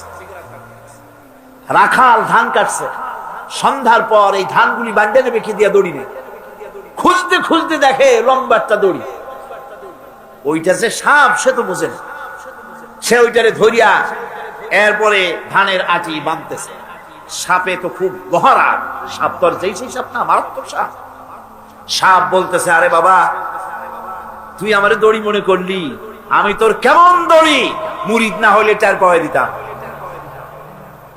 বান্দার কারণে সাপের ঘাড়ে মুচকে গেছে, ঘাড়ে খুব ব্যথা লাগছে। বাড়ি নিয়ে যখন দড়িটারে ফালাই দিছে, মাথা কোন রকম কাজ করিয়া বহু কষ্ট করে পীর সাহেবের বাড়ি গিয়ে হাজির। বলছে হুজুর কি যে জিকির শিখাইলেন, আমার তো ঘাড় মুচকে গেছে। আশ্চর্য কথা, জিকির আজগারে মানুষের মানে কি কারো ঘাড় তো মস্কাবার কথা না, তোমার ঘাড় মস্কাইল কেন? পুরা ঘটনা সে শুনাইল। আচ্ছা তা তুমি কিছু করলা না? কয় হুজুর আপনি তো নিষেধ করেছেন দংশন করতে। পীর সাহেব বলছেন বেটা বেকুব, আমি তোমারে দংশন করতে নিষেধ করেছি, ফস করতে তো নিষেধ করি নাই। যখন তোমারে দড়ি মনে করিয়া হাত গায়ে হাত দিছিল, শুধু ফস করে উঠতে 3 লাখ দিয়া বর্ডার পার হয়ে দিল্লি চলে যেত। তুমি ফস করে উঠলা না কেন? সুতরাং ধৈর্যের অর্থ এটা নয় যে আপনারে পাড়াইতে থাকবে, থাপড়াইতে থাকবে, আর আপনি কবেন যে আল্লাহ আমি ধৈর্য ধরতেছি, ইন্নাল্লাহ মা'আস সাবিরিন। এটার নাম ধৈর্য না। ধৈর্য হচ্ছে ওভারকাম করতে হবে, পরিস্থিতির মোকাবেলা করতে হবে অত্যন্ত সহিষ্ণুতার সাথে, বুদ্ধিমত্তার সাথে, দৃঢ়তার সাথে, পবিত্রতার সাথে। এটার নাম হচ্ছে সবর। আল্লাহ রাব্বুল আলামিন হযরত আইয়ুব আলাইহিস সালামকে ক্ষমা করে দিলেন, মাফ করে দিলেন, রোগ শেফা করে দিলেন। অধৈর্য তিনি হন নাই, ধৈর্য ধারণ করেছিলেন। হযরতে ইউসুফ আলাইহিস সালাম, হযরতে ইয়াকুব আলাইহিস সালামের চোখের থেকে তাকে সরায় দেওয়া হলো। এত বড় বিরাট বিপদ, সেই বিপদের মধ্যেও, সেই বিপদেও তিনি ধৈর্য ধারণ করেছেন। ধৈর্য ধারণ করার কারণে আল্লাহ রাব্বুল আলামিন এমন তখন বলেছিলেন, নবীজি বলেছেন আমি যদি তোমাদেরকে হুকুম করি আর আমার হুকুম মতো যদি সমস্ত কাফেরদেরকে পাহাড় চাপা দিয়া সব যদি মেরে ফেলে দাও, তাহলে একটা কাফের যদি না বাঁচে কার কানে পৌঁছাবো? লা ইলাহা ইল্লাল্লাহু মুহাম্মাদুর রাসূলুল্লাহ। নবীজি গায়ের রক্ত মুছে 2খানা হাত আল্লাহর দরবারে তুললেন আর দোয়া করলেন, আয় আল্লাহ রাব্বুল আলামিন, এই কাফির বেঈমানের আমারে চেনে নাই, বোঝে নাই, আমি যে তোমার নবী ওরা তা বুঝতে পারে নাই, না জেনে না বুঝে আমার উপরে যে অত্যাচার করলো, আয় আল্লাহ তুমি যেন রাগ করে এই কাফেরদের পরে তুমি যেন গজব নাজিল করো না। ধৈর্যের চূড়ান্ত নমুনা দেখিয়েছেন বিশ্বনবী মুহাম্মদ রাসূলুল্লাহ সাল্লাল্লাহু আলাইহি ওয়াসাল্লাম। উহুদে, বুখারী শরীফের কিতাবুল মাগাজির মধ্যে আছে, উহুদে চতুর্দিক থেকে রাসূল করিম সাল্লাল্লাহু আলাইহি ওয়াসাল্লামকে ঘেরাও করা হয়েছে। হুজুরকে পাহারা দিতে দাঁড়িয়েছেন সাহাবায়ে কেরাম। বুক দিয়ে রাসূলের দিকে ফেরা, পিঠ পিছনে ফেরানো আছে।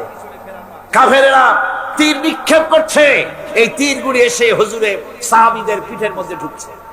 হাদিস শরীফের ভিতরে এসেছে রাসূলকে হেফাজত করার জন্য যত তীর মারা হলো, সাহাবীরা তীরগুলি পিঠে ধারণ করলেন।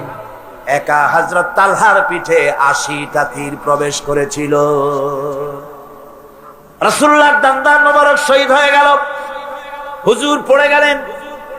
হযরতে ফাতেমা রাদিয়াল্লাহু তাআলা আনহা ছুটে এসে হুজুরের রক্ত বন্ধ করার জন্য চেষ্টা চালাতে লাগলেন, রক্ত বন্ধ হয় না। হযরতে আবু উবাইদা রাদিয়াল্লাহু তাআলা আনহু হুজুরের মস্তকের ভিতর থেকে লোহার কড়া দাঁত দিয়া কামড়াইয়া বহু কষ্ট করে উঠালেন।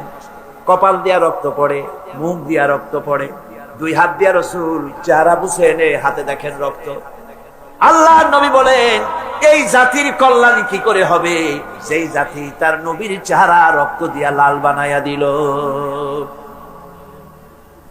মদিনায় সারা পড়ে গেল, নবী নাই, নবী শহীদ হয়ে গিয়েছেন। চতুর্দিক থেকে লোকেরা দৌড় আরম্ভ করলো, একজন মেয়ে লোক দৌড়ায়। সাহাবীরা জিজ্ঞাসা করেন, কোথায় যাও?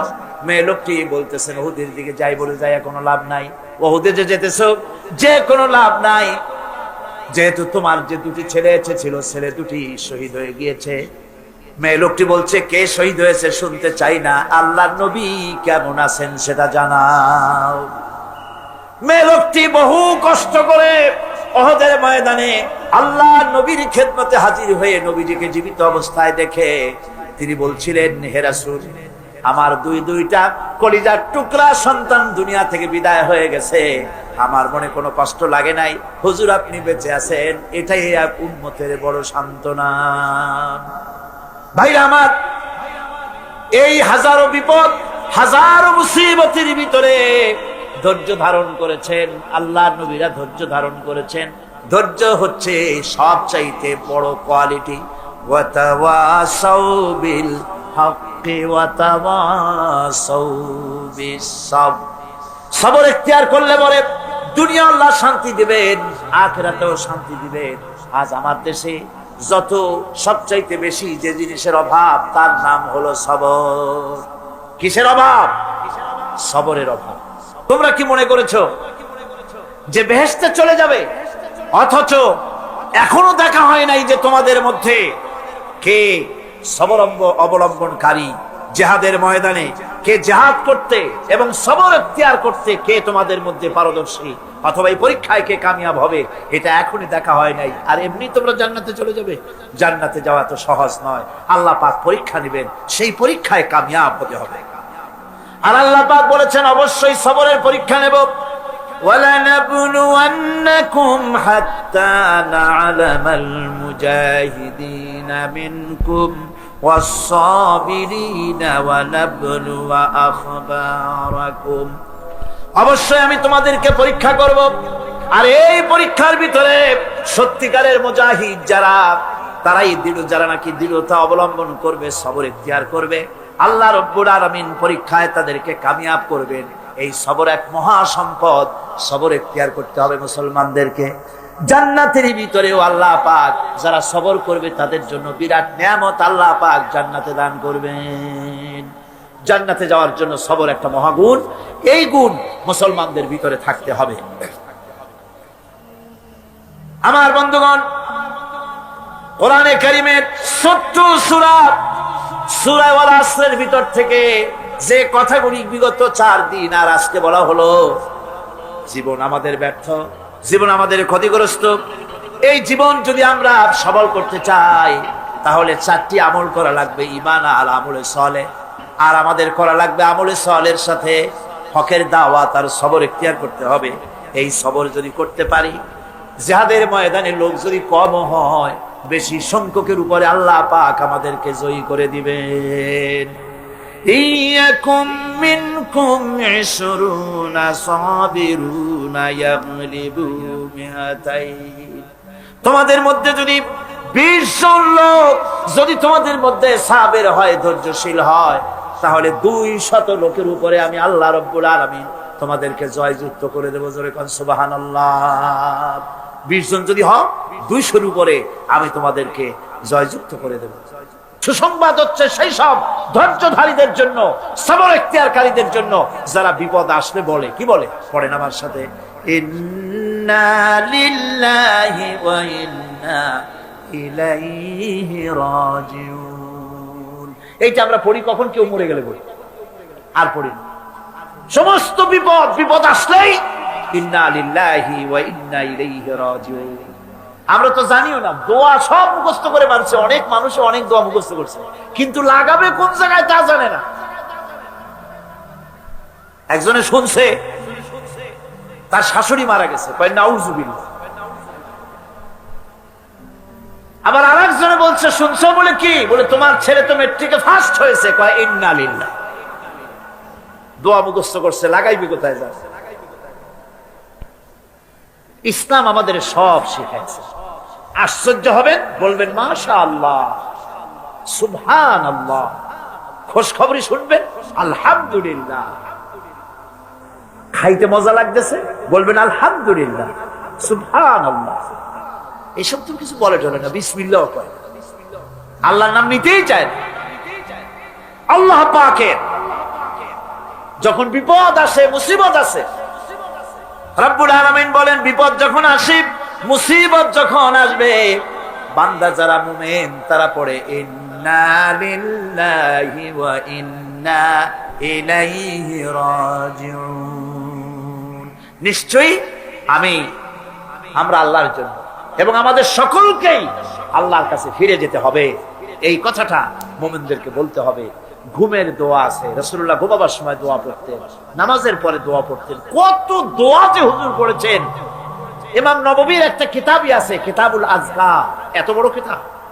সিহাসেত্তা থেকে সমস্ত দোয়াগুলি বেছে বেছে তিনি এই কিতাবের মধ্যে এনেছেন, কিতাবুল আযকার।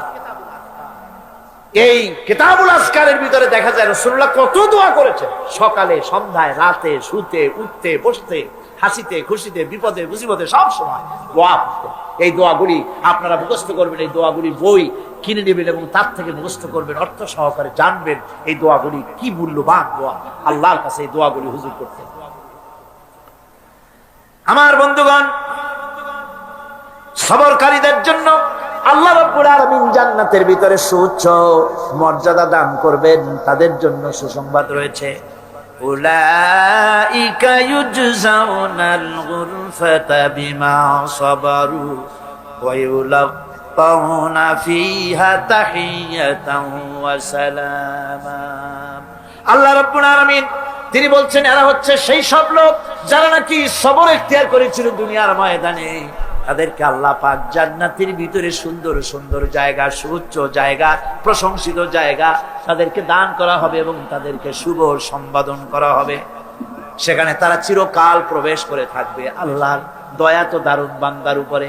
বান্দা যদি একটু আমল করে, ভালো পথে চলে, গতকাল বলেছি সওয়াব করবেন একটা, আল্লাহ নেকি দেবেন 10টা। নেকির কাজ করবেন, আল্লাহ দিবে কয়টা? 10টা। তিনি তো রহমান, তিনি রহিম। এত দয়া তার। বান্দা যদি আল্লাহ রাব্বুল আলামিনের দিকে, কোন বান্দা যদি এক বিগত এগোয়, আল্লাহ পাক তার দিকে হেঁটে আসেন। বান্দা যদি হেঁটে যায়, আল্লাহর রহমত বান্দার দিকে দৌড়াইয়া যায়। আল্লাহ পাক বলছেন, আমার গজবের চাইতে আমার রহমত বেশি। সুবহানাল্লাহ। সেই জন্য আকীদাকে শুদ্ধ করে নিতে হবে। কেউ কিছুই দিতে পারবে না, দেওয়ার মালিক হলো আল্লাহ রাব্বুল আলামিন। মালিক কে? এমন দেওয়া দিবেন, পড় গিয়া জিস পর নজর बंदा को मौला कर दिया, पड़ गया जिस पर नजर बंदा को मौला कर दिया, आ गया जिस दाम में जोश कतरा को दरिया कर दिया। আল্লাহ রাব্বুল আলামিনের রহমতের নজর যদি কোন গোলামের প্রতি পড়ে যায়, গোলামটা বাদশাহে পরিণত হয়ে যায়। আল্লাহর রহমতের নজর যদি এক ফোঁটা পানির উপরে পড়ে যায়, পানি ফোঁটা আটলান্টিক মহাসাগরে পরিণত হয়ে যায়। সে আল্লাহ রাব্বুল আলামিনের উপরে ঈমান এনে সৎ কাজ করে হকের দাওয়াত দিয়া সবর ইখতিয়ার করলে পরে আল্লাহ পাক তাদেরকে জান্নাত দান করবেন। জান্নাতের সুউচ্চ মাকাম আল্লাহ পাক দান করে দিবেন। এই 4 দিন ধরে যে কথাগুলি আমি আপনাদের সামনে বললাম, এই কথাগুলির ভিত্তিতে রাসূলুল্লাহ লোক তৈরি করেছিলেন। আবু বকর হলেন, ওমর হলেন, আলী হলেন, ওসমান হলেন, রিদওয়ানুল্লাহ তাআলা আলাইহিম আজমাইন। এই সব সাহাবায়ে কেরাম ঈমানের উপরে, ধৈর্যের উপরে, সবরের উপরে, আমলে সালের উপরে তৈরি হয়ে গেলেন। আর এই লোকগুলো নিয়ে রাসূলুল্লাহ ইসলাম প্রতিষ্ঠা করলেন। মদিনায় আজ আল্লাহর নবী প্রেসিডেন্ট হয়ে গেলেন। সুবহানাল্লাহ। রাসূলুল্লাহ আজকে প্রেসিডেন্ট। সমাজ বিনির্মাণে সূরা আসরের বিরাট অবদান। আল্লাহ বললেন জীবনের সমস্ত মানুষের জীবন বিফল, ব্যর্থ, ক্ষতিগ্রস্ত। 4টা কাজ করলে জীবন সফল হয়ে যাবে। কয়টা কাজ? মাত্র 4টা কাজ। এই 4টি কাজ যদি বাংলাদেশের জনগণ করে, ঈমান যদি আনে, সৎ কাজ যদি করে, হকের দাওয়াত যদি দেয়, কোনো ভয় পাবে না। মসজিদের মেম্বারে বসে হক কথা বলবে, তাতে চাকরি থাকুক আর চলে যাক। এর নাম ঈমান। এর নাম কি? এর নাম ঈমান। সুতরাং আজ ওলামাদের সবচাইতে বড় দায়িত্ব, সবচাইতে বড় দায়িত্ব কার? ওলামা, খোতাবা। তারা হচ্ছেন ওমানাউদ্দিন, দ্বীনের আমানত আলেমদের কাছে। কার কাছে? ওলামাদের কাছে দ্বীনের দায়িত্ব। মাহফিলের ভেতরে, মসজিদের মেম্বরে দাঁড়িয়ে হক কথা বলতে হবে, নাহকের বিরুদ্ধে কথা বলতে হবে। চাকরি থাক আর যাক, কোনো পরোয়া করি না। রুজির মালিক আল্লাহ। রুজির মালিক কে? জোরে চিল্লায় এখন কে? আল্লাহ রাব্বুল আলামিন বলেছেন, ওয়া মা মিন দাব্বাতিন ফিল আরদি ইল্লা আলাল্লাহি রিজকুহা। এই পৃথিবীর বুকে এমন কোন বিচরণশীল জীব নাই যে জীবের রিজকের দায়িত্ব আমি আল্লাহ আমার নিজ হাতে গ্রহণ করি নাই। বেটা রিজিকের মালিক আমি, তুমি সুসু করো কেন? তোমারও তো ভয় কেন? হক কথা বলতে হবে। হক কথা যদি সাহাবায়ে কেরাম না বলতেন, তাহলে মক্কা ইসলাম শেষ হয়ে যেত, মদিনা পর্যন্ত আসতে পারতো না। ঠিক কি না?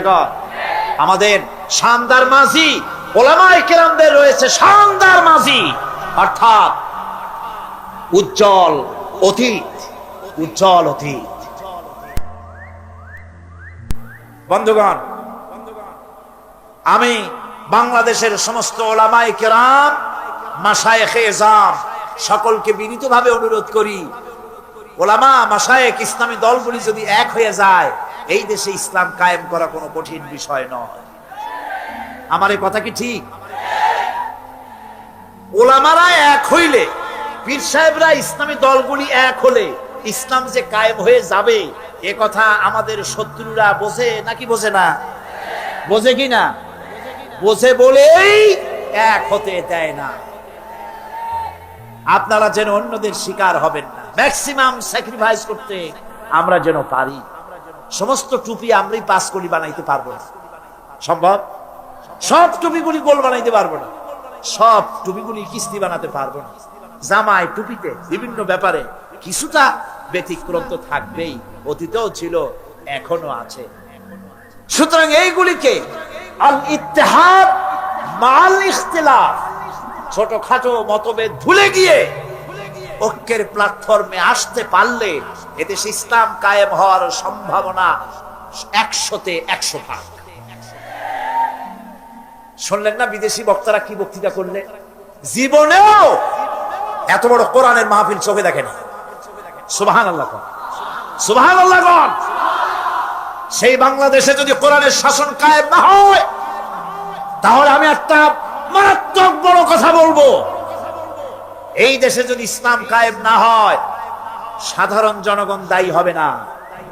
কিয়ামতে আমি আশঙ্কা করি আলেম ওলামা, পীর বুজুর্গ, ইসলামী দলগুলি দায়ী হয়ে যাওয়ার সম্ভাবনা বেশি। আল্লাহ যেন দয়া করে সব ওলামাদেরকে, পীর সাহেবদেরকে বুকে বুকে মেলার তৌফিক দান করে দেয়। আল্লাহ যেন আমাদের মধ্যে পারস্পরিক মহব্বতকে বৃদ্ধি করে দেন। আওলাদ রাসূল আমার থেকেও সুন্দর করে বলেছেন, আলিয়ায় পড়লে চোখে দেখতে পারে না, তার ইলম সব কুছ খা লিয়া। আর দেওবন্দীদেরকে এইভাবে উনি একটা বলেছেন। তো এইভাবে করে একদল আর এক দলকে দেখতে পারবো না, এক পীর আর এক পীরকে সহ্য করতে পারবো না। এটাই আমাদের পতনের কারণ। আল্লাহ যেন আমাদের সকলকে এক প্ল্যাটফর্মে বসার, একজন আর একজনকে চুমা খাওয়ার, বুকের সাথে লাগাবার তৌফিক আল্লাহ যেন দিয়ে দেয়। সকলে কোন আমিন। বন্ধুগণ, ওলামাদের ব্যাপারে আমি খুব আশাবাদী। আমি এখন অত্যন্ত আশাবাদী বাংলাদেশে ইসলাম কায়েম হবে ইনশাআল্লাহ, ইনশাআল্লাহ। কারণ আমরা আমাদেরকে দাবায় রাখতে পারবে না কেউ। বিশ্বকবি, কবি সম্রাট আল্লামা ইকবাল রহমাতুল্লাহ আলাইহি বলেছেন, বাতিল সে দবনে ওয়ালে আয়া সমা নেহি হাম, बातिल से दबने वाले आसमा नहीं हम, सोबर कर चुका है तू इम्तिहान हमारा। বাতিলের সামনে মাথা নত করার জাতি আমরা নই। আকাশ বারবার পরীক্ষা করেছে, আমরা বাতিলের সামনে মাথা নত করব না। আমরা ভেঙ্গে যাব, মাথা নিচু করব না। আমাদের জেল হতে পারে, আমাদের ফাঁসি হতে পারে, কিন্তু তারপরেও কোরআনের রাজ বাংলাদেশে কায়েম হবে ইনশাআল্লাহ। আরো জোরে বলেন আমিন। এরপরে আমি মা বোনদের ব্যাপারে বলতে চাই। মা বোনদের ব্যাপারে তো এখানে আজকে হাজার হাজার মা বোনেরা এসেছিলেন, তাদের ব্যাপারে আমরা কথা বলেছি, বহু প্রশ্নের জবাব দিয়েছি। মা বোনদের বলতে চাই, ইসলাম আপনাদেরকে ঠকায় নাই। বিশ্বাস করেন, আমার মা বোনেরা যদি জানতেন ইসলাম তাকে, এই কোরআন তাকে কি অধিকার দিয়েছে, আমার রসুল তাকে কি অধিকার দিয়েছে, এই কথা যদি আমার মা বোনেরা জানতেন, অবশ্যই তারা সব রকমের সংগঠন ছেড়ে দিয়ে এক প্ল্যাটফর্মে এসে সরকারের কাছে তারা দাবি জানাতেন, কিচ্ছু চাই না, কোরআন আমাদের যা দিয়েছে সেইটা আমাদের ফিরাইয়া দাও। মা বোনেরা সেই আন্দোলন করুন, আপনাদের ইজ্জত বাঁচবে, সম্ভ্রম বাঁচবে, সতীত্ব বাঁচবে, দেশ বাঁচবে, জাহান্নাম থেকে কিয়ামতে বেঁচে যাবেন যদি কোরআনের পক্ষে আপনারা কাজ করতে পারেন। আল্লাহ সেই তৌফিক আপনাদেরকে যেন দান করেন, আমরা বলি আমিন। জোরে মা বোনেরা, পর্দা আজকে দেশ থেকে উধাও হয়ে যাচ্ছে। পর্দার কনসেপ্ট যেটা আছে সেটা চলে যাচ্ছে। নারীরা বেপর্দা হচ্ছে, জেনাবে বিচার বাড়তেছে, ধর্ষণ বাড়তেছে, হারামি বাড়তেছে। মা বোনদের বলবো, ইসলাম যে ধরনের পর্দা করতে বলেছে সেই পর্দা আপনারা সেভাবে করুন। সে ব্যাপারে বহুত বই আছে, বইগুলি খরিদ করে পর্দার নিয়ম কানুন জেনে সেভাবে আপনারা চলেন। আপনার চাকরি বাকরি, অফিস, আদালত, তিজারত সবটাই করতে পারবেন পর্দার ভেতরে থেকে। আল্লাহ যেন সে তৌফিক আপনাদেরকে দেন। যুব সম্প্রদায়ের ব্যাপারে বলতে চাই, আজকের মাহফিলে যুবকদের সংখ্যা কম না বেশি? বেশি মানে কি? জনমের মতো বেশি। আলহামদুলিল্লাহ, আলহামদুলিল্লাহ। একটি জিনিস সম্পর্কে আমি আপনাদেরকে বলবো, সেটা হলো আমার দেশের সবচাইতে নারী নির্যাতনের বড় হাতিয়ার হলো যৌতুক। অবশ্য চট্টগ্রামে যৌতুক নাই, আছে এখানে? কি সর্বনাশ! মনে করছিলাম যে অন্তত চট্টগ্রামটা যৌতুকের হাত থেকে মুক্ত আছে বোধহয়।